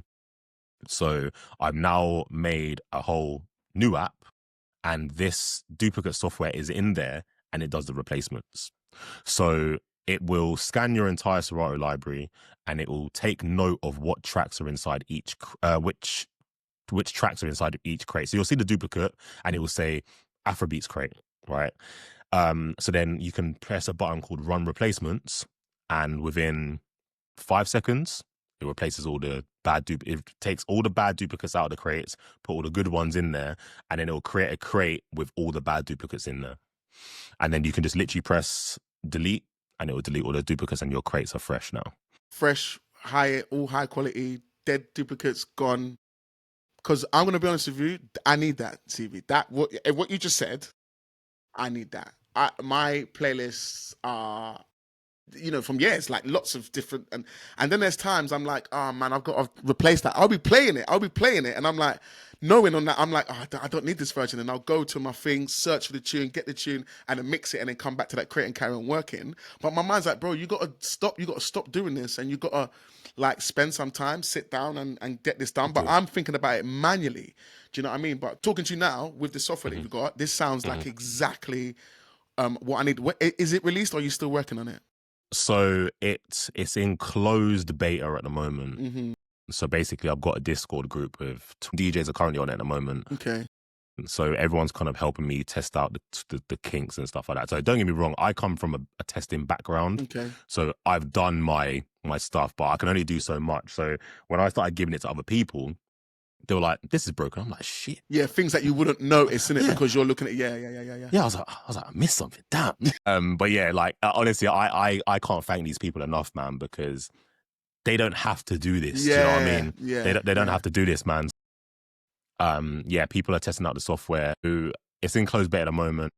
Basically, the most important thing for me with the app is making it user friendly. Yeah. And making sure that it makes sense to everyone. So literally the past 2 mornings, I wake up at 5 a.m. and writing all the written guides and writing video scripts. So there's a video everywhere on how to use everything. Is that, and you're doing the videos, right? I'm literally doing everything in it. Like everything that's been done when the app comes out, it's just all me.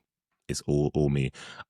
Because I have had a work like a developer before, but I like to do my things my own way. In your way, I have a specific, and because I have the DJ brain and I know how a DJ thinks, like I know exactly what things need to be where and how. When a developer is looking at it in the development stage, not in the DJ mindset, just on a user interface basis, but you need something that's, I get what you're saying. Yeah, exactly.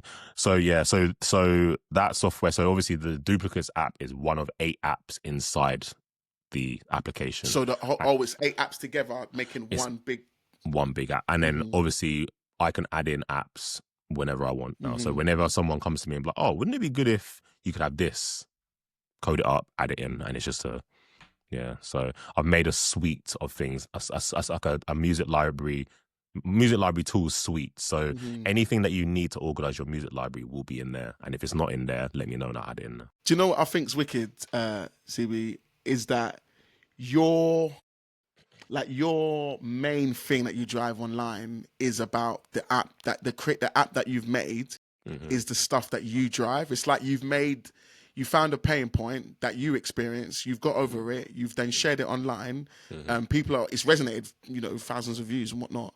And then you've now created something that can help that, which will help DJs everywhere. And like for me, I'm telling you categorically, like that software, I need that, bro. Sometimes you see me, your videos will come up on my thing. You ain't even said anything, and sure, I'm like, fuck, I need to sort of play this out, man. This is the thing, like, so what I've noticed, and a lot of people say to me is like, CB, man, you need to help me organize my library and stuff like that.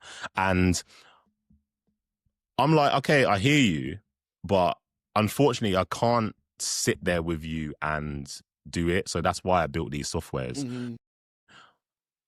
It can be like I'm there in a software. Yeah. Do you know what I mean? So this new app that I'm making is as if I'm in your computer. Yeah. Because everything that I've learned over the years about music library organization is inside this app. Literally everything is inside that. My whole life's work. In there. Do you know what I mean? My whole life's work. Everything that I've learned and everything that I know about Serato, the back end and everything is inside that app. Does it work with Rekordbox? Not yet. So the reason why I haven't is because all my other apps, I try to cater for everyone. And I think this is what some other businesses do, and just in people in general, they try and please the masses. Which is difficult, isn't it? Which is difficult. So I know my strong point is Serato, right? So, and from a marketing point of view as well, all I need to do is be like, if you're a Serato DJ, boom. Do you know what I mean? Yeah. So don't get me wrong, there is obviously things in there for Record Box, but I can't focus on it at the moment because I need to, because I've done the whole marketing thing and stuff like that. I'm good at the development side, but the marketing bit I'm terrible at.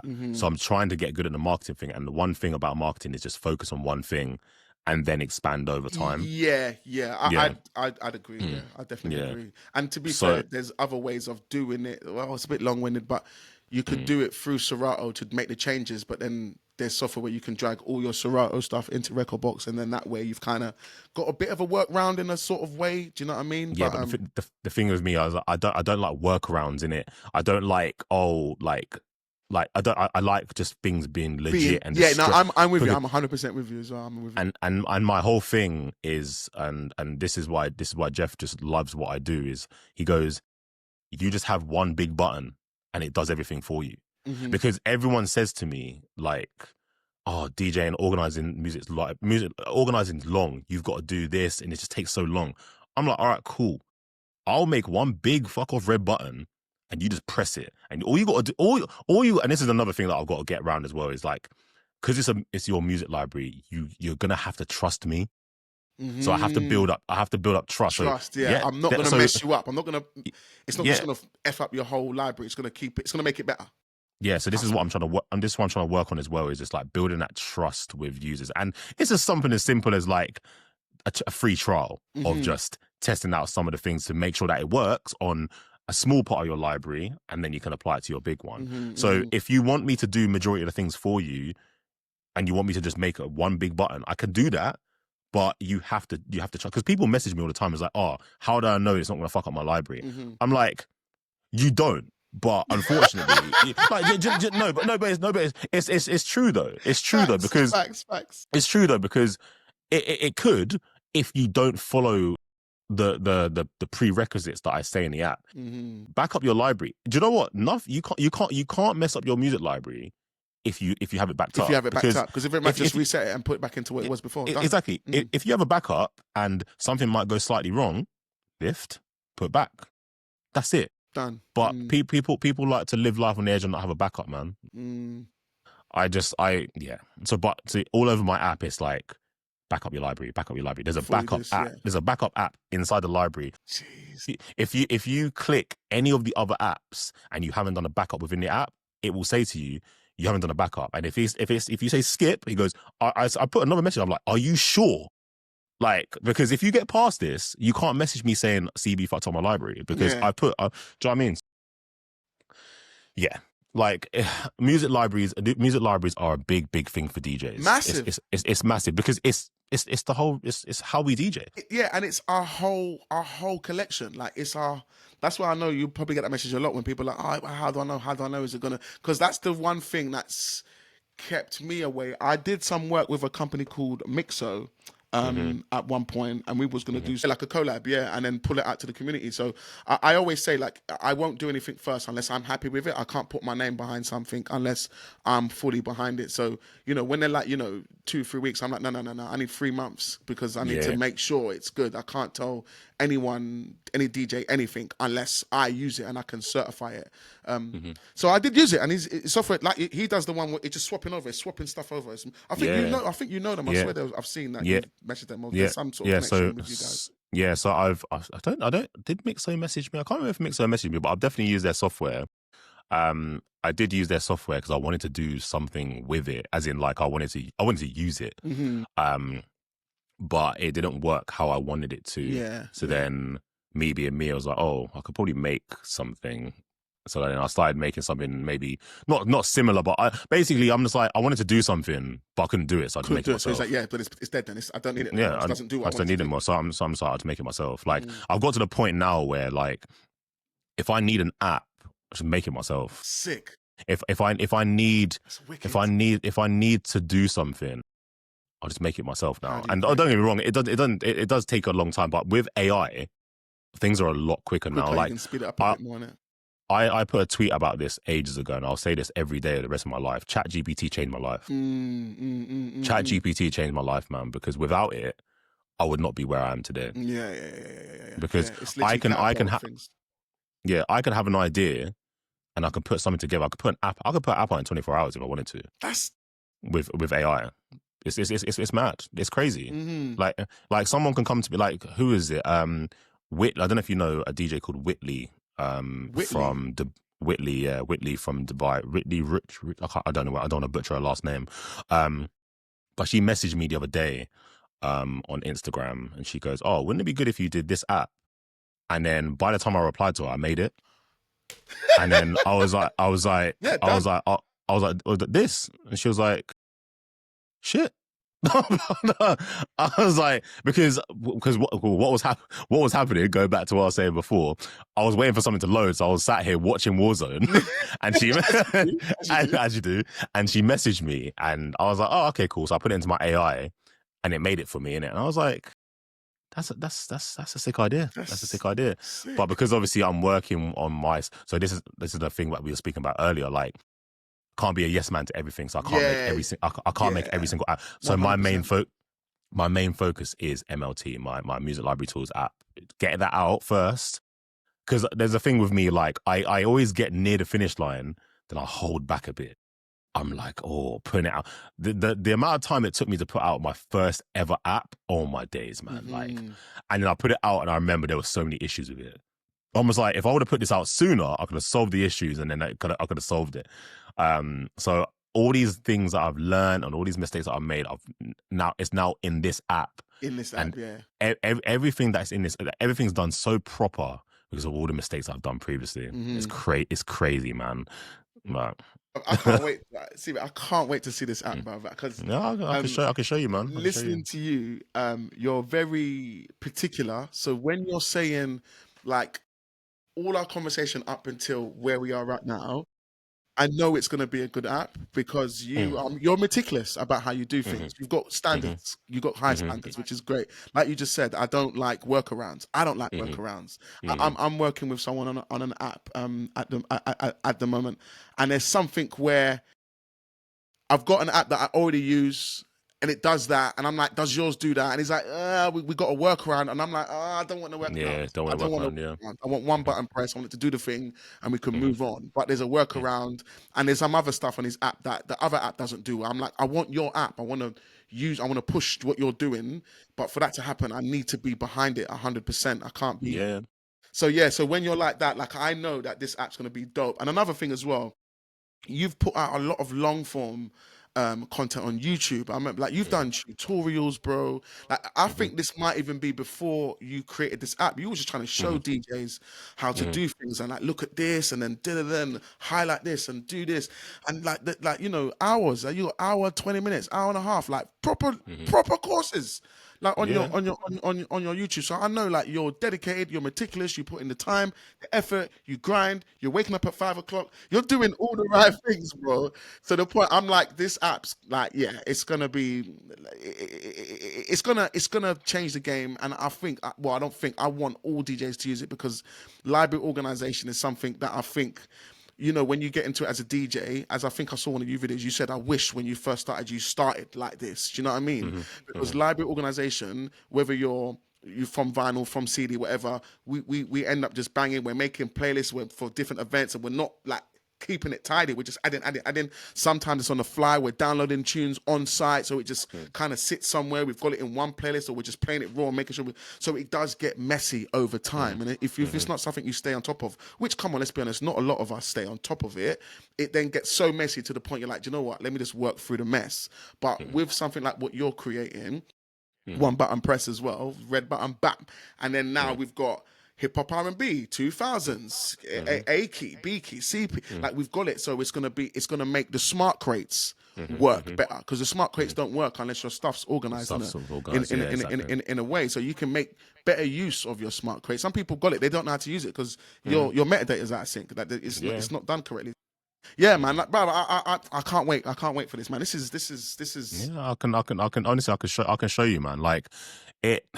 So the way I made it is to make sure that you can't be disorganized. You can't be disorganized. There's, for example, okay, so you might download some music So you might try and get organized, right? You might finally get yourself organized and put all your music in like one folder, right? You put it called My Music. You've sorted out your Serato, yeah. But then you get lazy over the next couple of months. You start downloading tunes and you start dragging in from your downloads. You have some songs on your desktop and stuff like that. The app tells you if your music is not in a specific in your main folder, and it will pop up and say your music isn't in this folder. It's currently here. Do you want to move it? Again, big red button, and it moves it all for you, and it updates in Serato as well. This is what I mean. Like I'm trying to remove any friction, just anything, like literally at all, innit? At all.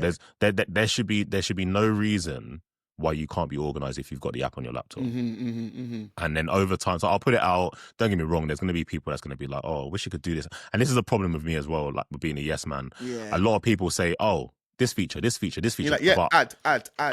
But what all adding does, and like it makes it more complicated, more messy as the UI of it becomes a bit like, how do I do this and that sort of stuff.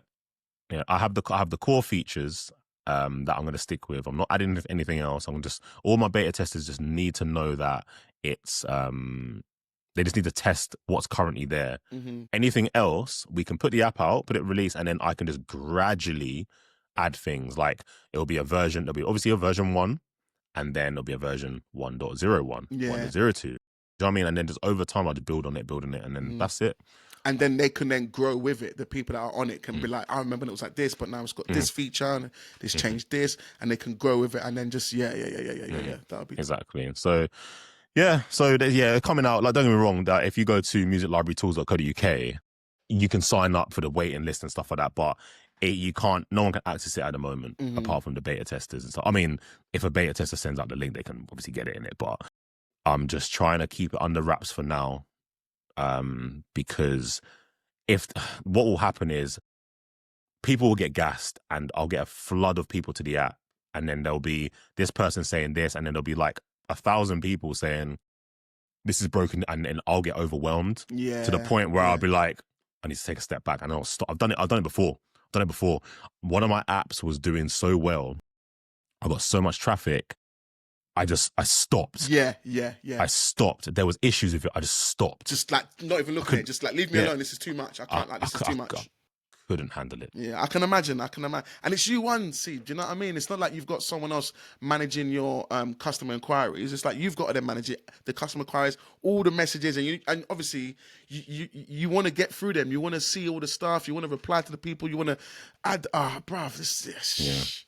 Yeah, so that's what I mean. When I say I do a lot, man. Like, the app is literally like it's all I do at the moment, innit? Like, don't get me wrong. I've got an app with Scotty B. That's the SB audio effects. Correct. That's like research. I've done my research, bro. I've done my research, bro. Because that one there looks cool as well. Like, you got some really cool apps, the sound effects. I love the fact, like, even you said, like, when you're at the club, we can put the sound effects on the USB. We can have it on the phone, so you're triggering. Like, you're proper putting yourself, not even putting yourself, you are the DJ, so you know exactly what DJs can benefit from. And for me, I don't do much club sets now, but if I didn't, I would miss my effects. I would miss my 100. I love effects. I love air horn, love siren. I use it all the time. I don't care what anyone says. I love that stuff, and I bang those. So when I saw your video with that, and you're saying like with the SB audio effects tool, the app that you've got, and the way it works and the things that it does, I love the other feature where you can reply to people holding their phones up. CB, man, you thought about it, bro. I'm for it. I'm behind it. I'm looking at it. I'm a fan. Man was like, it was. Or you can say, bruv, it's sick. You've really, like, you thought about it, man. Like, it's dope, man. It's dope. Yeah, like obviously all the credit can't go to me. Like me and Scotty, we because what happened with the whole reason the app came about is so I went to Ibiza in June, and Scotty was playing at Ocean Beach, and I was smashed, man. I was so, if anyone's listening to this and they saw my Instagram story when I was in Ibiza, god damn. It was a lot. Hey, listen, yeah. everyone was messaging me like, I've never seen you this happy before. Like, I told you I'm an introvert, yeah? Yeah. Man was an extrovert out there, boy. Hey, listen, yeah. When I tell you, there was one video of Raver's Gas come on, yeah. I propped the video up. Oh yeah, I propped the video up on the front of the booth, yeah, and I just had I gathered the whole crowd. He was going left, right. Honestly, it was mad. And then yeah, so then obviously Scotty was saying like he shelled his saying it. But he's hard. And then I don't rate a lot of DJs, but Scotty B, like Scotty's cold. And do you know what? Do you know what, CB? He's been cold for years. Yeah, and he hasn't put hasn't taken his foot off the gas. Nah, man. he's like been cold for years. He's just constant, and I think that like just even like because he's on USBs as well, it's just like it's just mental. It's crazy. Like it's just crazy. Like everything he does and stuff. But like, yeah. So from that, like obviously, I was just gassed, and then he must have had in his head. He's like, hang on a minute. See, CB does apps, innit? So he called me when he got back in it. Okay. He was like, do you do apps? And I was like, well, yeah. Well, I remember saying like, because this is because I only recently started doing mobile apps. Okay. What was yours doing before? Was it websites? She was building. So the Music Library Tools is a desktop app in it. So it's like a Mac for that Mac and stuff like that. I was dabbling around with iOS apps. Yeah. But I never really done anything properly. So when he said, "Do you do apps?" I was like, I can try. You know what I mean? Like I can. And then yeah. So then like we went for a few iterations and stuff like that, and then it just wasn't. It wasn't hitting correctly because basically when you hear sound effect, it had this slight delay. And as DJs, even a millisecond is a millisecond. Yeah. And Scotty was like, it's not there. It's not there. It's like when I'm triggering it, it's just not there. And I was like, okay, cool. And I was thinking to myself, how are we gonna get around this? So then I completely rewrote the app in another language. And so it's funny because we had the whole design. The design was patterned. It was blessed, but it was the triggering that we couldn't figure out. So then obviously I was like to him, let me just try something. So I rewrote the app in a different language, and the triggering instant. I was like, yes. I sent it to him. He was like, this is it. This is it. So then I just had to take the design from the old one to the new one, do some bits and pieces, and then we was like, yeah, that was it. Obviously there was a few issues, a few bugs and stuff like that, and then yeah, we worked on it together, man. And it's a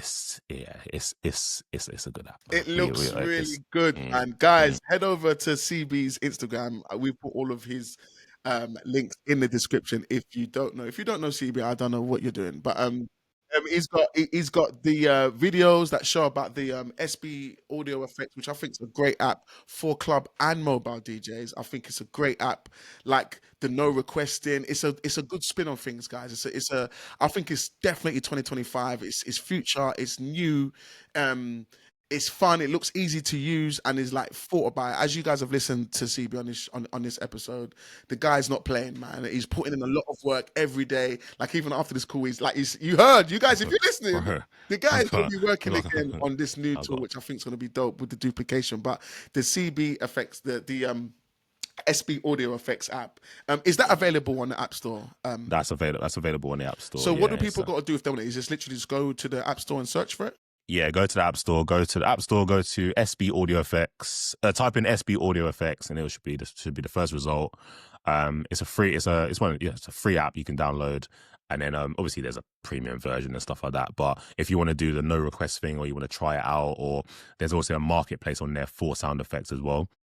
So if you want to buy like a package, his package. He's got his what do you call it? I saw he's got his like specific packages with the different sounds and stuff that you can load into it and stuff. And you can download them and put them on your controller as well if you don't want to use the phone as well, won't it? Exactly. Yeah. So you can download the sound effects to your phone, and then you can email it to yourself or airdrop it to your computer. And then you can put it in your Serato record box and stuff like that. So yeah, we wanted to cater for everyone, because don't get me so obviously Scotty uses USB, so he needed the iPad app, but not everyone DJs on USBs. Most DJs DJ on Serato or record box, so they might just want the sound effects. So we've catered for everyone kind of in that way.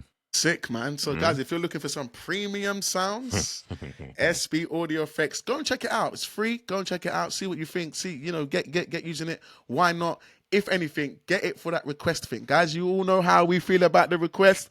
And I don't like people that hold their phones up. I love the best request does. And someone comes over, patiently stands, they show that I'm there, but they're not trying to get my attention. And then I see that they just patiently wait, 2 meters, whatever, 2 meters, like it's COVID. Like it's COVID. Give me 2 meters. But when they do that, when someone does respect, I always try my best to play their tune. Hi, man. Love your set, really. And they first of all big you up, say, like I'm listening to you and I respect what you're doing. Is there any chance we could get in this? And if they're on trend, like if it's on what I'm doing, I'm like, okay, you're not being selfish request. You're like, look, I know you're doing the whole 2000s hip hop set. Can we make sure we get that in? And I'm like, you know what? You've got so nicely, BPM, 2 songs, you're in. No problem. Yeah. I love that. But at the same time, when people know communication and just I'm like, so I would be like, yep, 1 sec. Yeah, and pull up the app. So trust me, it's nice and easy to bring up. No. But yeah, man, like it's all these things, man. It's just like I said, Scotty. Yeah, I can't take all the credit for it, man, because Scotty. Yeah, it was funny. It was just funny how it all came about. Well, man. It's a great collaboration because Scotty B. That is because I've got time for Scotty B. I remember when I was doing my own events, he was one of my headliners, and I was just like, as a DJ, I was like, bro, you're sick. Like I don't care what anyone says to me. You are on it, scratching effects, the stuff that he's doing, and this is before 3000s, before the A9, before any of that. This is like back. This is back then. So, and when I see him, I remember there was a point like I just didn't see him online or anything, and then one point one of his videos came up on Instagram. I'm like, oh snap, Scotty B! He's back. He's back. Like, then I've gone in and I was like, what's he on? Let me see his sets. Still shelling, still very skilled, still sharp. Like the speed of hands. Like I'm just like, yeah, bruv, you're still sick. You're always gonna be sick. Yeah, rate him. So he's a great collaboration, and then obviously. You're working with guys like Jazzy Jeff and stuff. See, you're doing loads, bruv. You are doing loads. So, bro, I'm going to have to say, but this is going to bring us to the end. We've gone way over. And you know what's crazy, see? There's still more stuff. Bro, like, there's a lot to talk about, man. Like, a lot to talk about. I think that's testament to you, man. Like, you've done so much. You're doing so much. Like I said to you before, offline, all of it is paying its dividends, see. Do you know what I mean? Like all of that. Some people might have listened to the talk earlier and I might be like, Jesus, man, he doesn't get no sleep. He stays at home. Like, Jesus, Lord, like man's wants to play computer, but he's not because he's playing on the screen and so he can continue his work. But it's brilliant because it just shows once again, if you see CB and you think, oh man, I would love to, and don't get me wrong, things he's doing is definitely reachable, but just know that it comes with a lot. Do you know what I'm saying? And it's similar, like when people see me posting consistently comes with a lot. Doing your DJ business and a podcast and editing and talking and speak, all of these things come with a lot. But if you want it, if you want it, it is available to each and every one of you. But just know that the receipt ain't cheap. Ain't, man. That invoice ain't light. Do you know what I mean? So it's not an easy life, man. But like I said, I would not change how my life is at the moment, man. I feel like I've just got a perfect life, man. Like as much as I'm just working, like people might say you work too much. I enjoy it. Yeah, like, you enjoy the work. I enjoy the work, man. I can't just sit here and do nothing. I can't just like. I like waking up at 5 a.m. and sitting on my laptop. I like working on my laptop constantly all day, working on my app and just seeing, like, I was talking to my boy on the phone yesterday and I was like, sometimes I open my app, I'm like, fuck, I built this whole thing, man. Like, I'm looking at it, I'm just like, I can't even remember when I made the first button. Do you know what I mean? Like, I can't even think back to when I first made the first, like, window. Do you know what I mean? I'm just like, I've just got a fully fledged app in front of me. I'm just like, Jesus. Don't get me wrong, like AI has done a massive part for me in it, but obviously there's always a person behind the AI. There's a person behind the AI. Yeah. And honestly, it's mad, man. Like, but like I said, I would not change anything. Like I said, how my life is at the moment, bro. I don't do much. Sorry, I don't do all this like going out and clubbing and stuff like that.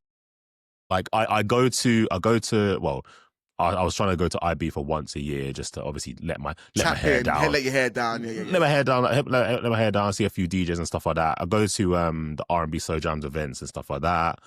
But you won't catch me out every Saturday in a club drinking and stuff like that. Like the whole drinking thing as well, man. Like I just slowed down with that. Like I'm not trying to say that I was drinking loads, but like, you know, like when you drink and then because you haven't drank before, you then go overboard. Yeah, you got a bit OTT. Yeah. Yeah, and then like because like I said, I'm quite quiet. I'm to myself, but when I've had a drink, the extrovert CB comes out. Yeah, extrovert CB. Extrovert CB comes out. I'm like, shit, man. This is my old life, man. It used to be so much fun. And then I wake up in the morning. Like, don't get me wrong, I don't get much hangovers. Yeah, me neither. But then I wake up in the morning. I'm like, bro, what did I do last night, man? Like, what did I do? Like, why did I do that? And I look on my Instagram. I'm either singing on my bloody stories. Yeah. I'm like, you know what? Delete. Yeah. So with the whole drinking thing, man. Like, I've never really been a massive drinking every week kind of person. I'm just like, I'll have a drink. I'll go out once and I'll go all out on that one time. Yeah, all out. But yeah, man, you won't catch me. I'm not, as people say, outside. Yeah, I'm not outside. Not outside. Listen, I'm inside, bro. Inside. I'm inside on my laptop. Yeah, I chill. Like I said, I live on my own. I got 2 cats. Yeah, bro, I'm just chilling, man. Do you know what I mean? Like, I have my kids every other weekend and stuff like that. How are your kids, CB? I got 2 kids, so I got a 5-year-old and an almost 3-year-old. Okay, yeah, we got the same. Boys or girls? Or what is it? Both boys. Same, boys. but we got the same, CB. I got a 5-year-old and a 2-year-old. So he's probably just a little bit younger than yours. 2 boys, best thing since sliced bread, man. Man. Honestly, I wouldn't change it for the world, man. It's just like, it's funny. It's funny seeing 2 smaller versions of you in it. Yeah. And yeah, man, having kids is just the greatest thing, man. It's just is one of them testing you? Is one of them testing me? Because sometimes you might have, for instance, myself, I've got one who's like, you know, he's like, they're both me, but one's got one side of me and the other one's got the other side of me. And I'm like, you've been sent to test me, haven't you, bro? Like this little one. I'm like, you're just test, bro. Like what? Like why are you not easy? Like this one was easy. Like that's why are you testing me? Yeah, nah. Like mine, like not many people know, but my eldest is autistic. Okay, he's autistic. So obviously that comes with its challenges and stuff. And it's superpowers. Like I said earlier, neurodivergent, superpowers there, bro. It comes with its challenges, but at the same time, he's still like I said, it's like looking at a version of me because he sits in the corner, doesn't chat to no one, and sits on his iPad, and I'm just like, that is me all over because I'm in the corner, not chatting to anyone on my laptop. Do you know what I mean? And like, yeah. So in testing wise, nah, man. Like my youngest, he's brave. Let's just say that in it. Like he's brave, bro. Like he's brave in it, but like. Yeah, he's that. Yeah, like I said, I would not change my kids for the world, man. Honestly, it's great, man. Man, Stevie, man, bro. This has been a great chat, bro. Like, thank you so much for your time today, man. No worries, man. Honestly, I have to get, bro. There's more. I'm looking at this, and I'm like, I want to do that now, but I'm like, no, that's gonna. Yeah, man. CB, bro. Thank you so much for your time. This has been like, I've enjoyed this. I've enjoyed listening. I've enjoyed talking. I've enjoyed listening to your journey, your stories, the way you think, the way you do things, like your neurodiversion. You're like, I don't know. I think I've got something, but I'm not sure. Bro, it's just been a really, really, really, really good chat, man. And I hope the listeners have enjoyed this as well. Guys, go over to the description. If you're not done, I've said this before, I'm gonna say it again. If you're not following CB, you're not a DJ. But anyway, go into the description. Check out CB, man. Check out some of these tools, guys, because he's literally making stuff that's just going to make our lives easier, especially if you're like all of us and you might have some neurodiversion. Your playlist and stuff might be a bit messy, and sometimes that can make DJing a bit stressful, but having things in organization can just bring down that anxiety, that stress, that worry, that doubt, all of those voices and things that we all have within us. Having something like these tools on your side can really assist with that. So go and check it out, see if it's for you. Check out the SB audio effects as well if you want sound effects, sounds. And you know it can be difficult. People always go on YouTube. You don't have to do that. If you're one of those people and you've got YouTube sounds, fine. We've all got to start somewhere, but you don't have to do that anymore. The solutions here, head over to your app store, right in SB Audio Effects, download, because it's like Trustability is built, CB certified, you know what I mean? He's putting in the work, he's putting in the graph, so go and check those things out, man. CB, can't wait for our next chat, bro. Yeah, looking forward to it, man. Yeah, Bob, thank you for your time, and yeah, man. Just keep doing your thing. Well, you're going to, innit? You're at home with your two cats, you got the two boys. I can't say I'm at home. I'm at home today, innit? So I ain't stopping, bro. Like, you're not stopping. You're just going to as soon as I come off this call, I'm gonna jump straight onto work. I'm gonna tidy my downstairs. I got to sort my like. Yeah, I got stuff to do, man. The grind continues. The grind continues. Honestly, man, it's mad. It is mad. Oh man.